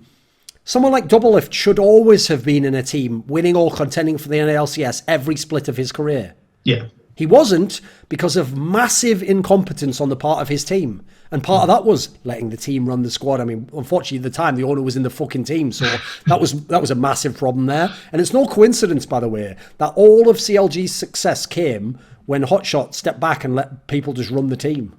Yeah. It's ridiculous, isn't it? So what about other things, like, so to get the team more competitive, like scouting, and I know they throw in the Moneyball thing. Well, let's ask Andreas on this one. Do you have any thoughts on this? Do you have something to throw into the mix on why there's the difference between the East and the West? Well, I more of thought about or the difference between, like, when you were talking about... Because I've got a question for you, actually. Here's a way to ask you about it, okay, Andreas, because this is something that, because we don't have a top analyst in Counter-Strike that's from Sweden, because, like, you know, Fiflaren didn't do it, he just went and worked at Twitch instead, so we don't have anyone who's actually a top analyst in Western Esports who's from Sweden. Most people don't realise this same fucking conversation went on for 10 years in Counter-Strike called, why is Sweden so much better? And everyone came up with, again, what I consider quite shit sort of nuts and bolts real-world explanations. Like, well, it's colder there, so they play. Right, if you came to where I live in the northeast of England, why do you think I'm wearing a fucking coat and a scarf, you daft cunt? But we don't have any sick team from the northeast of England in the major final, do we? So that alone doesn't explain it. Also, not only that, if that explanation worked, Finland should be the best country in the fucking world, shouldn't they? Yeah. The entire place is a fucking iceberg, basically. So that never made sense, right? But there is clearly a cultural difference between Swedes and Western Europeans. So, for example, anytime I've ever seen a dominant team in Counter-Strike, they always have what I describe as perfect communication. And when I say that, right, this is why people get confused. Do you remember when those VODs came out from those ESL events where you could hear people's comms? Yeah. Right? Did you ever watch any of the Fnatic ones? Oh yeah, I listened to them. They're really shocking, aren't they? Because they barely say anything. So much. I mean, they're just joking as well. Exactly, yes. They're not serious. And also, you're not hearing jack shit in terms of tactics. They're not calling like, right, we're going to do like a two-man push here and one flash up. They're not doing any of that. Oh. The reason why they have perfect communication is because that particular team had such a great blend of personalities, just the right type of player balanced against the other type of player, that they could all play the way they wanted to play, and they understood each other. They didn't have to say it because they understand what the other guy's trying to do. So what's weird is you would think perfect communication is like, non-stop, like move to quadrant B2, like what fucking Blade does in Flipside apparently. But that's not perfect communication. That's inefficient communication. That's actually a real negative. Yeah. So the reason why I'm asking this and setting it up is because outside of Dota and CSGO, Swedish people are actually borderline irrelevant in League of Legends. Except for Reckless and the odd other player, we've very rarely had top players from Sweden. And most bizarrely, because obviously League very early on went the Dota approach, if you just have players from different countries, because the fact it has set roles means it's a lot easier to just put in different people from different countries. There never was like one godlike Swedish team that like dominated in League of Legends, even vaguely. So I've always wondered what you would think of that, because coming from Swedish culture, there is sort of more of a mentality, right, of like it's like the group effort and it's more about the team aspect. Oh yeah, there's a lot about. We're always thinking about that basically when it comes to any type of sport, like even individual sports. There's always like we're training and competing as a group. I don't really know why we're doing it, but it works. We're just gonna keep doing it. But why it's like that? Why it doesn't work that well in League? I'm not sure. I'm not even sure why it works so well in like Counter-Strike. To be honest. I mean, yeah, of course, if we like teamwork more, of course, it's going to work more, but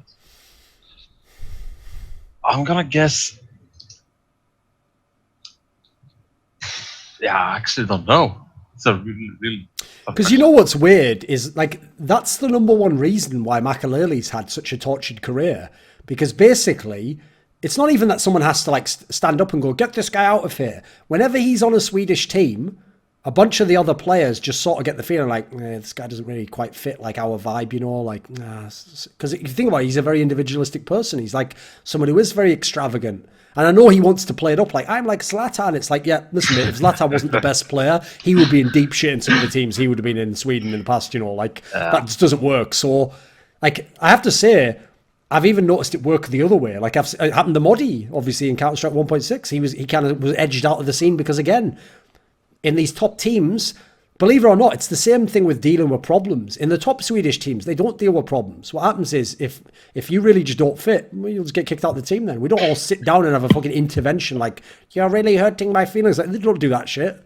It's like you either fit the vibe or you don't. Because I've always wondered about that. That's something I always thought the West missed in League of Legends.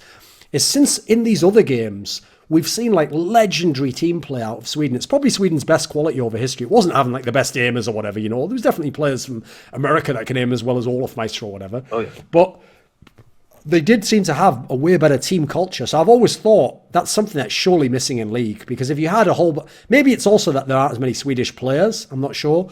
But if you had, well, actually, maybe I can spitball an idea for that. I've got an idea for you. I will say this. Because Swedes are so used to having amazing ping, Swedes will complain if a ping on a server's 20 and they're used to 10, they complain. Because 20 is a big deal to 10. Doesn't seem like it, because to people who play on higher ping, 40 and 60 aren't that big a deal. But 20 to 10 is a bigger deal than 40 to 60. And so as a result, it doesn't help that the main way you play League of Legends is on the EU West server, which is the best server. Well, you're never going to have 10 ping if you're Swedish. But I think ping is maybe less important. My own people still care though, for CS. Then, like in Portugal, I have 100 ping. Like, I couldn't play an FPS in any way. Whereas I could play League of Legends, no problem. Like no problem. But that's the thing, though. I feel like we missed a trick in that sense. Like, I think if we'd have had, it'd have to be an amazing team, obviously. If we'd have had an amazing all Danish or all Swedish team, that's like the team I could see, like, I won't say win Worlds because it's just not as likely, but I guess they could win Worlds in kind of like, you know, a Gambit wins the CSGO major type way if everything goes, like, basically that's what people don't understand. That's all you need to happen. Like, a Western team could have won Worlds in the past. All you need to happen was this. Like, okay, so say at the last Worlds, it's someone like, I don't think, what were the teams at the last one? TSM? You just need a team of the level of TSM, and then you'd need the best Korean team to lose to the second best Korean team, and then you beat them. Like, that's kind of the scenario where it could happen, where you could win. You basically, it's not just you winning, you need a bunch of other shit happening. So basically that's what happened in CS, wasn't it? Astralis beat Gambit, SK for Gambit, and then Gambit managed to beat Astralis, where they almost certainly would not have beaten SK, and then they won the major, and then especially definitely helped on the other side that Immortals got a free pass from Virtus Pro. It was very kind of them, wasn't it? Chauffeuring them to the final. Oh, nice. Bodyguards. There's also less tournaments in league, so it's, I mean, the only one. Yeah, it would also have happened if you'd had 3 majors a year like we used to have in the past. It would have happened by now. Just someone would have done it, you know. Yeah. In fact, you could even make a mad argument. This would be a good topic for a video, I guess. That another way that burnout fucks you in League of Legends is that the way you structure your team is you make your team for the first split. And if things go well, which means you're a team that probably has a chance to get to Worlds, you have now played 2 splits and you go to Worlds, right? Yeah. That means I'm burned out by the time I get to the most important tournament of the year. Yeah. The good thing about CS is, especially when we used to have 3 majors in a year, you might have a major 2 months after you make this lineup. So you come into the major smack bang in your prime. Because for me, the prime of most teams is about 4 tournaments into your run together. Let's say 4 to 8. Those tournaments are where you better win. That's your window. And after that, you're going to be like a slightly more watered down version of what you used to be. And before that, you're just getting it together. So if you don't hit the ground running during that period, that's why the FaZe team with Olaf really had gone to its limits. Because this was when they were supposed to win all the tournaments. And they had everything going for them. And they blew them all. So, you know, now if anything, they can only win the odd one. So they kind of fucked it up on that squad. Yeah. Is there anything else from the structure side, so like scouting or sports psychologists? I know you don't like them that much, but is there anything else that people could do to improve? The problem is that comes from culture again. Like, Koreans have an unfair advantage in terms of scouting because they can scout from easily the best solo queue in the world. Yeah. Like, some people don't know this. There are Chinese and Taiwanese players who play on the Korean server. Because it's just a better server. It doesn't matter that the ping will be worse. They play because the server's just way better to play on. So again, when the culture is that when you try at something, you really try, even people in solo queue are going to be a good level at the top. And therefore, you kind of can tell, like, if you get to the top of Korean solo queue, the odds on you being a really bad player, unless you've got like nerve issues, are so low. Like, you're at least going to be worth the shot. Meanwhile, not only is the NA server full of absolute fucking clowns who are just like, just joking around and like one tricks, but even worse, the pro players are so stupid that they use that logic of like, well, since everyone else is fucking around, I'll fuck around. Well, why would that make sense? Why would that ever make sense, mate? So because everyone fucks around, yeah, unsurprisingly, that isn't a verifiable source of talent. Yeah. You know, so unfortunately, it's a lot harder to scout in the West as well. You're not just picking someone who's an obvious, like, you know, someone's going to pick this guy up. You're trying to get some, usually you recycle talent because what you try to do is you go, right, we can afford this player. I think he could maybe offer more than he did in this last lineup. And there's players out there. I mean, that can work, by the way. Like, I'll give you a great example. There are so many teams. I mean, there won't be because no one in NLCS watches EU LCS. But you know, all the Western teams, one of the shallowest positions is jungler. Because not only do they change the fucking position every game, but it's so based around how good you work with the specific teammate. There must be so many LCS teams who wish I could come back in time to them now and tell them, you know, I could probably get you this Memento guy for free from Rockout, right? Because that guy is so much better than like half the junglers in LCS, both LCS. But he's stuck in a shit team that's got no money and no one thought he was good because he was on a terrible team last year. So it's like, even the scouting we have at the moment isn't efficient either. Like, I'll tell you the really depressing thing about esports in the League of Legends world. It's one massive fucking popularity contest. Yeah. Like, if you're a well-liked person and you have good connections, you'll get into teams, you'll stay on teams, you'll get picked up by the next team. People way oversell the brand aspect. Like, one of the reasons in EULCS I don't have as much sympathy for them. Like, I do have a lot of sympathy for the failing views and stuff. That's not their fault. But EULCS players are putting no effort into their Twitter and their social media. So how are you ever going to grow your own personal brand? And when a team has no personal brands, we only have the team brand. Okay, Fnatic does a pretty good job as a team brand, but then we have low viewership. So it's all collective. You've all got to do it all at the same time. And that's an example, by the way. You know where I gave the example for the Koreans of their culture, where it's not that they decided this culture. It actually, funnily enough, comes out of a lot of negative things of the past. If you know anything about how like Japan and Korea were running the past, it's terrible. It's a nightmare. You would not want to be a fucking serf in that culture. It's a nightmare. But somehow, when you take it all apart and just only apply it to esports, you can get some amazing results. Because again, the game doesn't care about if you like were really harsh on this player as long as he wins in the game. Now, an upside of Americans being so egotistical and individually driven is that they do a great job being all about themselves as individual brands. So they brand the fuck out themselves, and when they stream, they make it so that people engage with them because they're egotistical as fuck, aren't they? So that's actually what you have to do is take the parts that that exist in your culture now, harness the good parts, and then try and downplay the negative parts in a way, you know. Yeah. That's my take anyway. It's obviously, you know, everyone has their own opinion. But do you think that we eventually Koreans will not be number one, or at least in the games that they are right now? Or mate, I think it's the other way around. Right? I think Koreans, I've made a video on this topic, the Koreans will be the best in every single game that the Koreans are obsessed about. Yeah, I remember that. But the key thing is they have to be obsessed about it. Because another reason why Korea is also amazing is the reason why Korea has a ridiculous amount of numbers for a country that has like 60 million people is because they're also so homogenous as a culture that if the culture gets interested in a particular pop band or TV show or game, everyone plays it. Yeah. So whereas in North America, you got people playing Call of Duty and Overwatch and Counter-Strike and League of Legends. It's like, what if everyone in North America who's a gamer tried to be a pro in Counter-Strike? Holy fuck, we'd have some good players. Yeah, we'd have some insanely good players. And if girls wanted their elo, like, is the meme there. So yeah, everyone in the culture wants. So yeah, it's a bit unfair.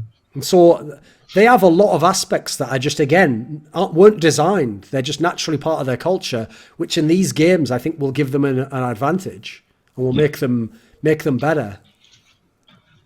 I have a subset of this question, which is, I think like a month ago, the big player that got kicked or he left or something, and he wrote a post saying, yeah, people are being really unfair to me.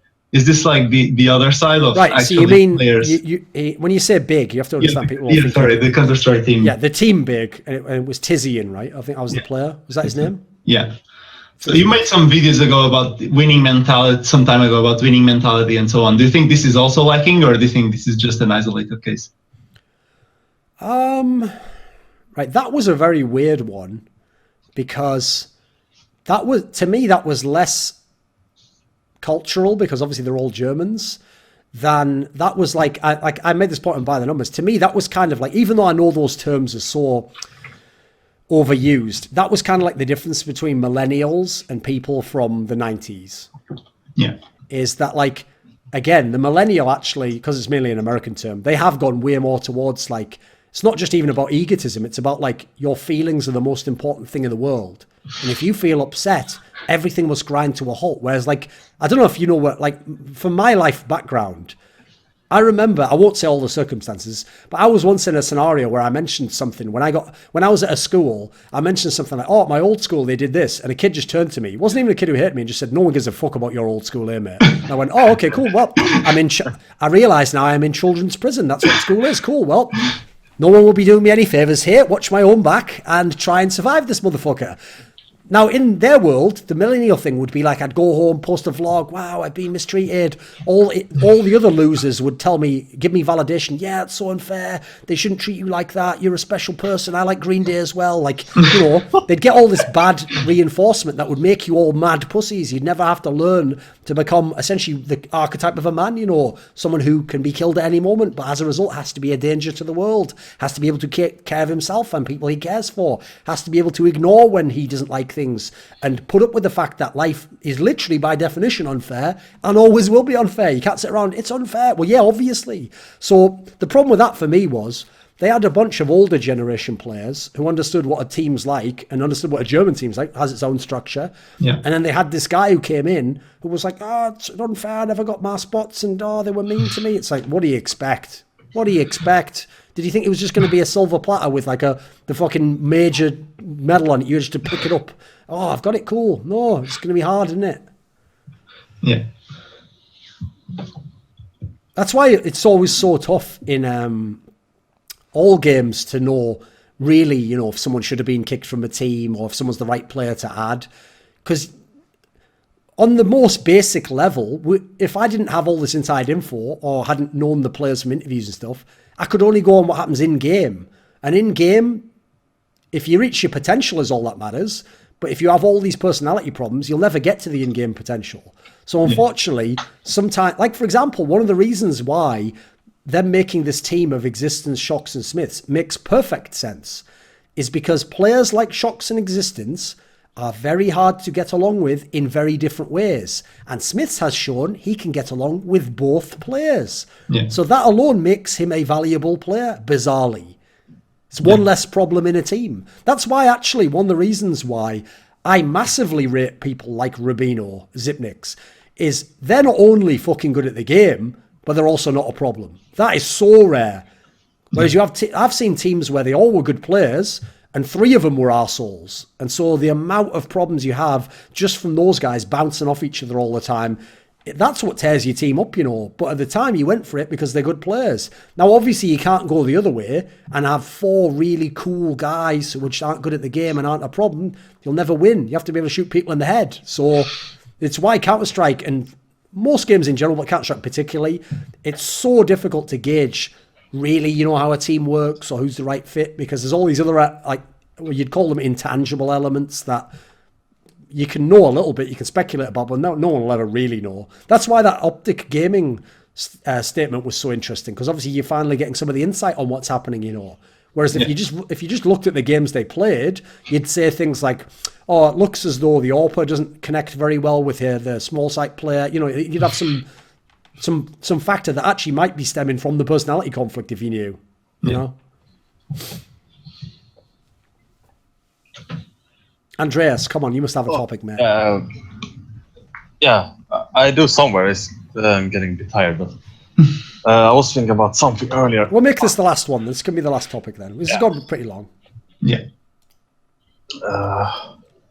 Keep stalling for a bit. I had something really good. I'll think one up if I can. If you think one up on along the way, we'll do 2. Yeah. I have a quick one. Do you think, Thorin, do you think VR or virtual reality has a future in esports, or do you think it's not?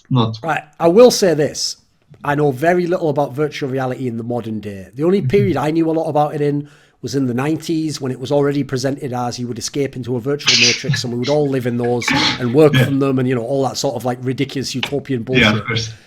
I don't really know much about the modern day stuff. Okay. The stuff I've seen wasn't impressive at all. Like, I never saw any reason someone would get into it. I also think it's very telling to me that 3D movies turned out to be just a complete fad and they weren't a real thing. And they never, as far as I can tell, were ever going to be a real thing. They weren't allowing you to do an extra level of artistry. They were just a stupid fad to make it cost £2 more for the ticket. Yeah. And so, unfortunately, I actually at the moment think that VR's like that. Like, when people are trying to sell it, for example, so, okay, maybe you saw that this happened in Dota. In Dota, you could go and you could actually be on the map and you could stand next to them in lane. Now, why the fuck would I want to do that? Yeah. You know, this happened in basketball. In basketball, they have that one angle, you know, the angle on the sideline. And the good thing about it is it's the same angle in every game. And so when someone goes to take a 3-point shot, you know if it's going in, because you've seen that angle before and you know roughly, right, that's on line, that's going to go in. Yeah. And that's what's great about that angle. Now, that wasn't something they designed. It's just the only place they could put the camera in the old days and move it around. They had to move it up and down. Yeah. So what happened was, in the 2000s, they introduced a bunch of other angles. They had an angle where it was a top-down one on the hoop. They had an angle that was at the side, actually. You could kind of see what it's like if you were a player almost. And in fact, the side angle made moves look way more impressive. Like if you went round someone and did like a 180 dunk, it looked fucking amazing. The problem was, though, these angles really threw you off when you watched the games. Like it reset all your kind of like line of sight as to where the ball would go in. It also made it harder to see the whole pitch, the whole court at one time. You'd be looking at a couple of players. So even though they tested these angles, they went back and they went back to the old one. So the problem I have with this is I don't really see how VR will benefit the spectator at all. Like I don't really see what the gain is there. So to me, it's probably just a fad. Okay. It might work as a I can see it work as a from a spectator. What do you think you would do with it that would be good? Like what would be good for you, for example? I mean, for me, I'm just playing a game of VR. Like, if you play now, if you go to, like, this DNA VR in London, for example, it is now a proper game. It is now actually What is this, though? We don't know what this is, mate. What is it? Oh, okay, sorry. It's playing a game. It's just as a player. So forget that you're an esports observer. So it's a single-player game. Yeah, like if you have a bow and arrow, you just do the movement, or if you have the pistols, you load them and you attack. So this is quite exciting, and if this is happening and you see the people doing it, you could basically be around them or do something, or I don't know, just sounds fun. But again, they said the same things 20 years ago. It's still nothing. So that's what I worry about, though. Is like again, isn't the worst aspect of that for an esport game? Just what you said, that you could make it, for example, so that it's there's way more skill using a gun, right? Because you'd have a real virtual gun that you'd use. Yeah. Well, now me and you can't win this game because we don't allow to use guns. You know what I mean? Yeah, but they'll then be done, of course.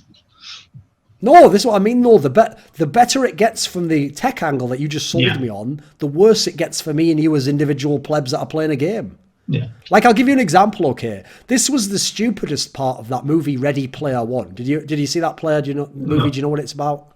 Yeah, I know it's about. I saw the trailers. It's basically kind of like this. It's like a VR environment. Yeah. And without ruining the movie, there's a character in the movie who has a really expensive VR suit. Yeah. And so what they do on the really expensive VR suit is you can feel everywhere on your body. So, for example, if a woman was to touch your groin, it'd feel really good. Now, this is the dumbest part of this movie. Also has pain receptors. So if someone kicks you in the nuts in the virtual world, you get... Why the fuck would anyone build that into the technology? No one would. Nobody would. But that's an example of where... Now listen, as a tech feature, that's genius. It's a terrible application. Makes no sense whatsoever. I would never enable something where people can knock my balls in a fucking video game. Like, no, unsurprisingly, I would never sign up for that. Yeah. So here's my problem here, is that most of the upside of VR tends to be... for stuff like a one-player game or an interactive movie or something, it tends to be that kind of side of things. I don't think it works as well for the sporting angle, which is my problem with it, Yeah, fair enough. Especially because we've already dumbed down video games as they are, so... Like there's already way less skill in a game of CS than there was in Quake from 15 years ago anyway, so... Unfortunately, I don't think we would even make use of these angles. Like, if we were going to go down that angle, let's make it so that inside the game you really have to run there and you really have to get a gun and you have to do it. And therefore, you'll have true sportsmen. It would be a true sport. It would be an amazing sport as well, by the way, because you could obviously never have a real sport with the fastest guy and the guy who can jump the highest, but also shooting each other and killing each other without dying in real life. That sounds like an amazing sport. Problem is, it's not applicable to us. Yeah. And everyone who's fat immediately is going to not be playing, are they? Yeah. That will also ruin the appeal of esports, because I can watch the game Counter-Strike, and in the break I can just boot up CS and play it myself so easily. I want to put on a suit and go for a jog. Yeah, that's not the point. I want to go home from work and relax. A lot of the problem in these areas is, I don't blame people for thinking this way. It's just that as humans, to make things kind of comfortable, we always try to tell ourselves that anything that succeeded had a plan behind it. Well, there's actually nobody sat down and designed American football and fucking basketball and European soccer and knew it would get to where it is now.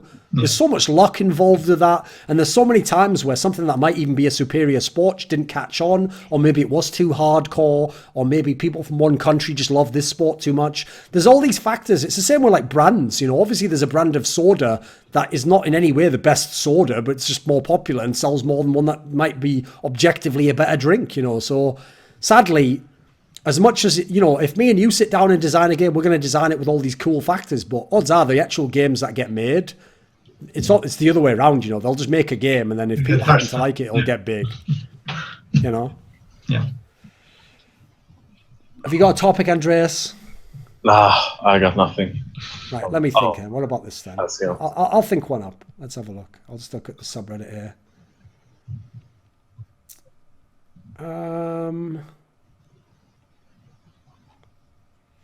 All right, how about this? Andreas. Yeah. Current Ninjas in Pajamas team. Yep. They're decent. And then you look over, you got Fnatic. They're pretty good.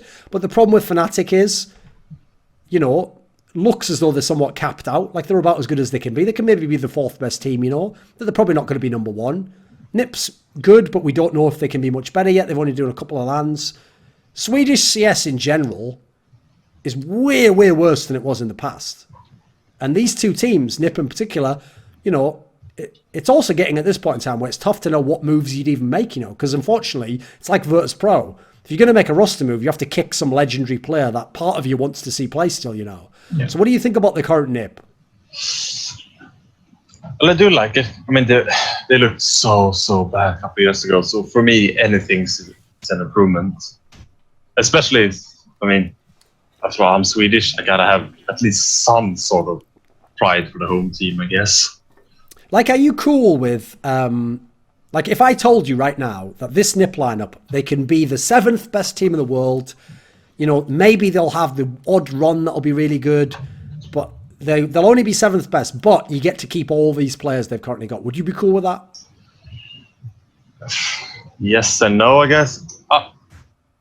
If there's a team that's the best, that's playing the best, that's all I want to see, basically. Nationality doesn't really matter for me. It's also one of the appeals of esports. So it's not essential to you that, like, Get Right has to be in NIP, for example, for it to be NIP?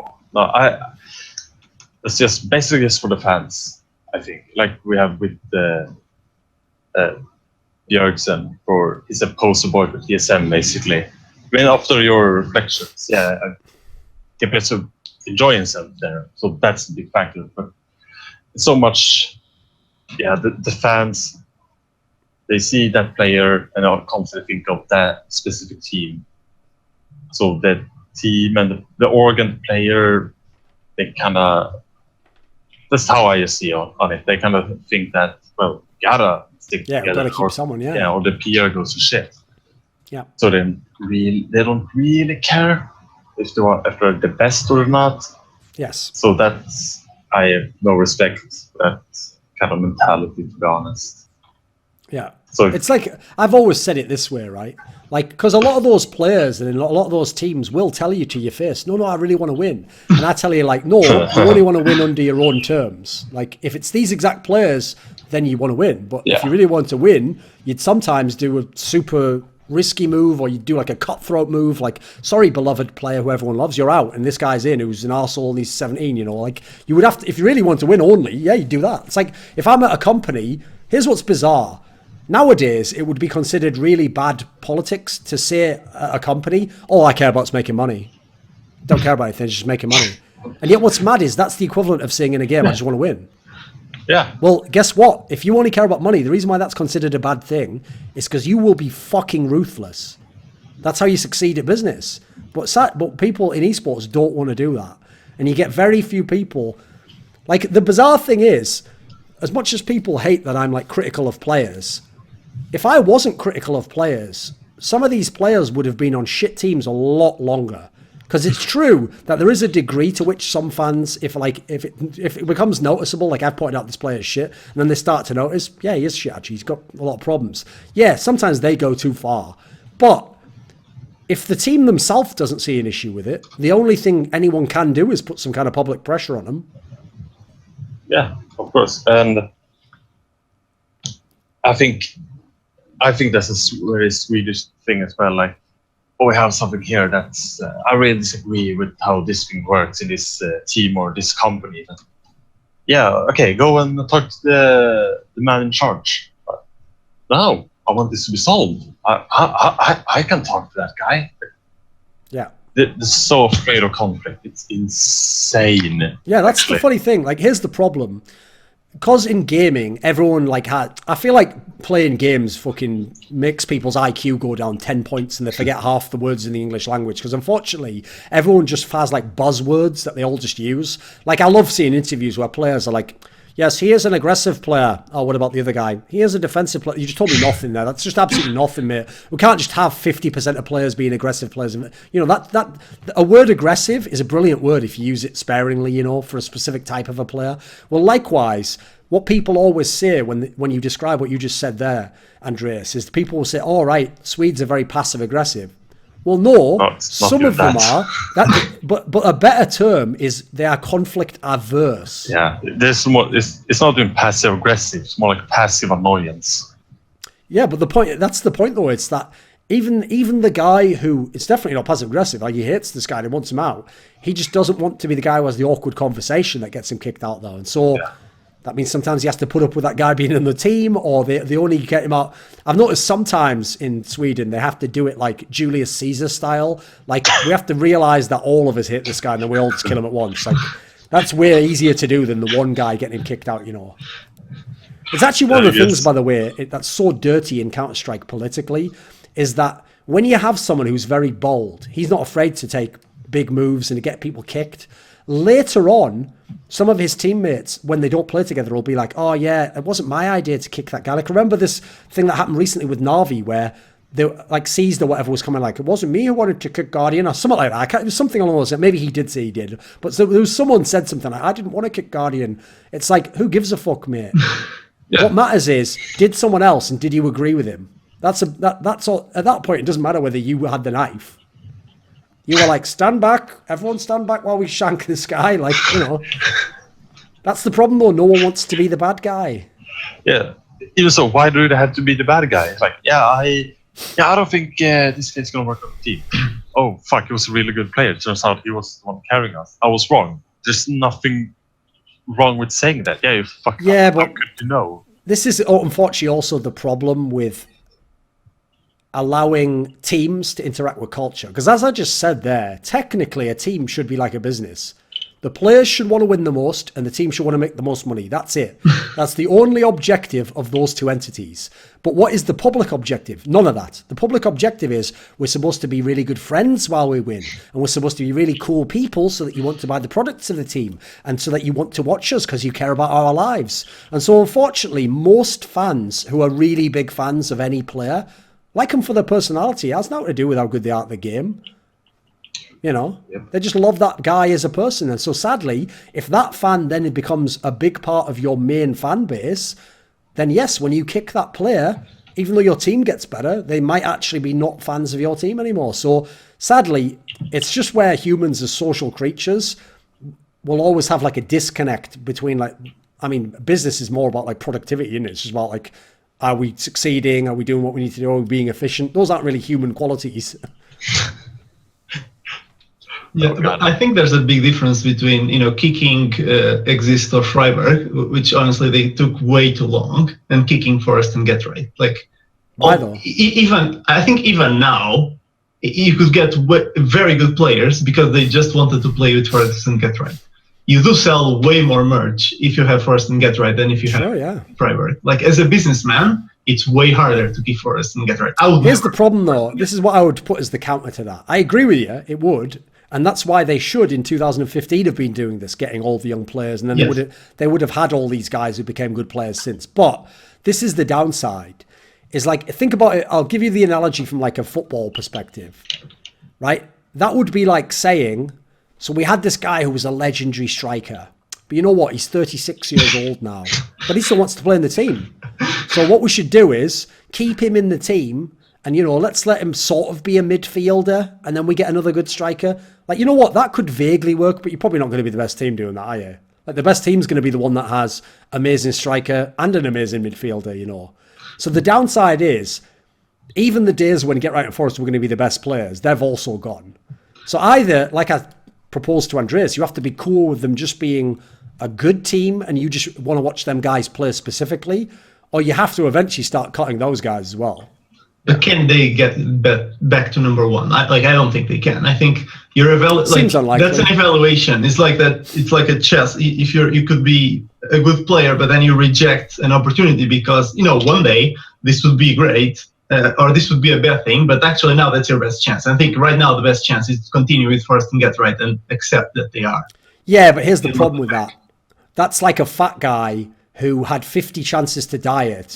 On his 51st chance, when he weighs 300 kilos, goes, well, at this point, I'm already really fat anyway, so I might as well just keep eating. It's like, it doesn't work that way, mate. Like, you did have 50 chances before. Like, that logic doesn't work out, Like, I know what you mean by that. You're right. In the short term, it makes more sense to ride out these brands. But their problem is they had so many chances to still be number one. Like, I think the dumbest thing they ever did was just take too long to admit they needed to kick for Flaren. Yeah. Because if they'd have kicked him, Krims was sat right there in LGB. Olaf Meister had no team. You could have literally made a team with Get Right and Forest still really good. That would have been fucking bananas. Would have been and there would have been no Fnatic. Even better, your rival brand would have done dick all. You would have had everything. Yeah. You zigged when you should have zagged.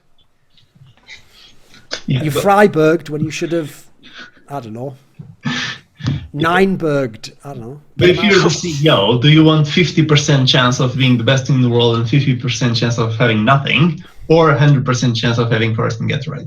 That's the problem. Here's the thing. I have a philosophy on this, right? First of all, like I've said with the EU LCS thing I was talking about earlier, how they brand themselves so poorly. A lot of CS players are doing a terrible job branding themselves. So the problem is you get a lot of young players who are really good at the game, but they didn't put any effort into the branding part. Yeah. So first of all, you can definitely grow brands as long as there's someone who has like a personality, which, by the way, for example, someone like Get Right didn't have in the early days. He used to be the guy who just said nothing. It wasn't until the end of 1.6 he got a big brand, and then in CSGO leveraged it, So you can definitely do that. But also, it's not a one or the other option. Like, it's not like if I get these young players and I win 7 majors, at the end, no one cares about my team. No. Guess what? The best way to get fans is to have the fucking best team. That'll build fans like nothing. Yeah. I didn't see these Brazilian fans, mate, before SK became a super amazing team. When they were keyed stars and they used to finish 8th at every major and never win a best of 3, they didn't have the fans all over shitting everything up and ruining every conversation, mate. They didn't exist. Those fans didn't give a fuck. So I think the problem is it's all a step along the way. Like, getting the good players first is how you get to eventually then have legendary brands again. It's just that you've got to figure out the window on a brand. Like, for example, obviously there's a time where they're good players and they've got a good brand. That's where you want to be, the sweet spot, Yeah, in that respect, like, I think VP is even worse. I think, like, NIP is at least decent, whereas VP is like, do we really want to kick Neo? Do we, like, yeah. I think, yeah. But yeah, you're right. No, they're the most extreme example, obviously. Yeah. But then again, though, they have their own problem, which is, again, everyone believes their own story they've told themselves about how they got to where they are. So they believed the story that we got to where we are by always sticking together, by never making the cut, by always letting someone recover, by changing role. And you know what? For a long time, it was working. And as much as I never believed in that philosophy myself, I had to give it up to them. I do, you know what? You did it. So fair play. You win for now. But in the long run, it was never going to work forever, was it? Come on. Same thing with Happy's in-game leading and Envious. I used to even tell him to his face when he would try and tell me he was the best fucking in-game leader in the world. I would say, mate, you're not even the best in-game leader in France. You're winning, so I have to give it up to you. You must be doing something right. So whatever you're doing, keep doing it. And I did also used to tell him, but by the way, I wouldn't keep using these excuses of like, a good in-game leader would always win and never go last place in a major, because that's what he used to try and tell me because he knew I thought existence was better. Well, guess what? Let's have a look at Happy's career since. How many times last place at major? Not even in majors anymore. Everything's gone to shit. Oh, what do you know? The hens have come home to roost. Right, I think on that note, with a little bit of a happy burn, we'll end this motherfucker, because it has been like 4 hours. So thanks to everyone who took part. Thanks. We'll have another one next month. So it'll be available to join in again. This video was made possible by Dean Tanglis, Sanity, Gman, Andreas, Snazore, Westerlund, Alex Adams, Mikkel Hansen, Jerky's Minion, Anthony, Bash, Daniel Yordanov, Yordan Tsenkov, TTMXMP, VeXii, HawpT, Travis T. Greb. Just like my man, a lot of people think you can't tell me nothing. But I've graduated from that mindset, and now it is possible to have influence over some of the people I have on my shows, some of the topics I cover, to ask me questions directly and get exclusive teasers for upcoming projects I'm working on. Unlock the code to the streets and join the Scrilluminati today at the Patreon link. Hi, this is Gman, and you're watching Thorin's YouTube channel.